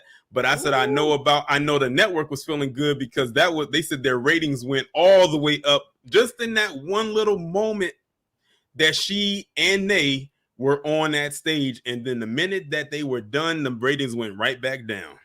Damn. So there you go. I would have been like, after that, I would have been a petty one that said, you're welcome. Beyonce with the ultimate troll, bro. Damn, man, I'm gonna tell you right now, if you look at it like you were saying, brother, didn't they disallow her from allowing one of her songs to be considered? Like they wouldn't give her some type of award, or they would not recognize it as a country record. Well, I think it's I think it's at the Grammys. They said that right now Beyonce, they say, is the most decorated Grammy winner. Like she's won the most Grammys out of any artist ever. So she has more Grammys than any artist. I forgot how many they say she has, but they say that they feel like it's something going on because she always gets nominated for like album of the year, but she never wins it. It's either that or artist. I think it's album of the year, but they said she's been nominated several times in the past, but she's never won. And album of the year is like the top award you can get at the Grammys. It's like getting the best movie at the Oscars. It's that top honor right there. That means your overall album is good, such as the writing, the production, the music, the singing. That's a big honor to get. And they said she's always been nominated, but she's never won it. And that's why a lot of people have always been calling out the Grammys and saying what's really going on, because it's not like she makes bad albums. So yeah, so they've always said they feel it's a conspiracy about that. So for Michael Jackson, Prince, all the way across, brother. Beyonce, on this note, with Beyonce, I mean, we got to give her credit too. When she did that Super Bowl performance, it had them mad as hell. I was like, she better not apologize. She was like, if anyone had a problem with me celebrating my blackness, she was like, that's your problem. Beyonce, yeah. She was like, that's your problem. She was like, that means the issue isn't with me. That means the issue is with my blackness. And then she made those shirts boycott Beyonce and made a killing off of them. So no, yeah, Beyonce, I remember. And that was the same year. That was the same year. And the thing is, that Super Bowl was in Oakland, and she was doing a tribute to the Black Panther Party and Michael Jackson, because she had that bullet, the gold bullets going across. And I said that's what Michael Jackson wore when he performed at the Super Bowl in '93. So I immediately knew that where that came from. And then when I saw her in her dancers dressed in the leather and they had the berets on, I said that's the tribute to the Black Panthers. And it's the 50-year anniversary. It's the 50th Super Bowl, and it was the 50 years of the. I think since the Black Panther part. It's something symbolic about that too. So she literally wrapped it all into one. And then she did that song Formation, which was her new song at the time. And a lot of people was hoping that she would perform it, and she did, and she ended up performing it. Yeah, so she had Rudy Giuliani like Third Degree Hot on Fox News the next day. I was glad. I was laughing so hard at Rudy Giuliani, as I call him, the gargoyle. My applause, because I was like, is she gonna do that whole weak black celebrity crap and apologize? And she doubled down. She was like, I'm gonna celebrate my people and my culture. She's like, if anyone has a problem with it, that's your problem, not mine. Yeah, they tried to get her before. You had issues with not me, but with blackness, and that's your personal problem. So I love it. We know how to troll. We know how to say fuck you. We know how to just let them know what it is. And you know when Beyonce's getting you, and you're right, bro. That was I think that was the 50-year anniversary of the Panthers. Because I want to say it was like 2016, if I'm not mistaken. Yes, so it was the 50-year anniversary. So yeah, she like, you can tell that was very strategic. How all of that just came together. So yeah, it was the 50 years, because it was 2016. Damn, foundational Black Americans all the way around. Ironically, that's crazy, because that was Super Bowl 50. So it all lined itself up. That was Super Bowl 50. So that shows you the Super Bowl started in 1966. Hey, and then the Carolina Panthers. Yep, the Carolina Panthers was playing. And the quarterback was Cam Newton. It was Cam Newton, a black quarterback. Huey P. Newton from the Black Panthers. Yeah, see, that it's like that was perfect alignment right there. Same thing going on right now with everything we moving, man. What we say, we put in work, but the ancestors be putting in the work, and then it all aligns, and then we get all the work done. With that said, family, man, y'all know I can go for another 2 hours with y'all brothers, man. Right. All the way live, man. Like we said, man, it's all eyes on FBA, and we've been pushing and making everything happen. And as we move through this cycle and we push through it, we're gonna continue to break things down and stay on the forefront. Strategizing is the main thing. As long as we strategize and we stay ahead of the game and we like deal with each other and we can break it down from an intellectual standpoint, but just like the basic common knowledge, we're gonna always get things done. So you see from entertainment, you see all the way through the political world, the social world, this country and beyond the world, it's got foundational Black American fingerprints on it. And we wouldn't have it any other way. But if you notice, like I always say, we are within these 50 states, but our impact is global. And I think we broke it down global all the way. And as you said, Brother Torian, we dropping receipts, and I ain't seen one from any of the distractors. So exactly. We dropped 3 tonight. Drop 3 tonight to their none. 3 to none. Hey, what did it say? Flawless victory. Flawless. I don't like on Mortal Kombat. Brother Marcel, man, tell everybody where they can find you. Tell everybody where they can hit you up, man, and go ahead and give you a final part, piece, brother, and then I'll send it to Torian, and then we'll bring this back home, man. No, I really appreciate this. I had a clear Tuesday evening, which I don't get a lot, so I appreciated being able to not just do like a political interview, but to just talk about pop culture things too, because I enjoy these type of conversations. And I'm not running a standard campaign. The cookie cutter politicians we have. Some people want cookie cutter politicians who are going to go in there and continue and be business as usual. And business as usual is not working for us. My website is Marcel, MARCEL, forcongress.com. All donations are appreciated. My daily minimum is $572 per day. That's like $4,000 a month. Trust me, I can use way more than that. That's like the minimum we need to operate. But I enjoyed being here. I'm glad I was able to stay for the entire duration of the program. I love the fact that we talked about a wide variety of topics, from these anti-Black American talking points, one of the most foremost being the anti-reparations talking point. We talked about how white supremacy, but how I feel at least that we need to specify, and all of us agree that there's white supremacy, and there's anti-Blackness, and then there's anti-Black American hate. I love that we talked about some of our pop cultural global lifetime icons like James Brown and Michael Jackson and Prince, and there's just Beyonce, and there's just so Janet, there's just so many more people. We would have to be here for 5 years straight to talk about all the icons we have in Black American culture and how we are the trendsetters of the world. And that's not just in regards to pop culture. That is so many areas, from medicine to art, you name it. And we've done all of this with the worst things constantly being done to us. So I'm glad to be here with y'all. It was an excellent broadcast, and I thank y'all for having me. And it's certified live tonight, Marcel, because you came through with a hip hop receipt. I know. When do I do that? That's not even me. Go ahead, Brother Torian. Well, first off, shout out to you, Black Alpha, for hosting this. This was definitely a wonderful, I want to say event. I don't even want to call it a show. This is really, an event. And, Marcel is always going to bring it as usual. We got a lot of, feedback from the chat that helped guide along. We've been on here talking, and it doesn't even feel like 3 hours passed. That's what I like when conversations just flow. You don't have to check the time. And then by the time you do check the time, you're like, wow, this time really went by pretty fast, because it was a conversation that just kept flowing. It didn't really have any pauses or breaks in between. We all pretty much hit our marks and hit the points that we really wanted to tackle on. And we still didn't even, get to talk about everything I'm sure we wanted to talk about. But, there's always, time where that's going to happen again. And speaking again, I cannot wait until the end of the month for the expo. Yes. I am really looking forward to that. I know Black Alpha's going. I know Marcel got to go. He on the flyer. he has to go. I know I'm going to be there. I know there's going to be some people in the chat there. I can't wait until that time. I remember when we was, together for the rally for reparations back in November. That was quite an event. This one's going to be even bigger. So I definitely can't wait till that actually happens again. So definitely, with that being said, I'm glad you again brought me up here. The work is going to still continue to be done. It never stops. Like Nipsey said, the marathon continues. Peace and love, brother. Peace and love to both you guys. Thank you guys for coming up, man. I like to set the example, and we always do all the time, but all of us working together.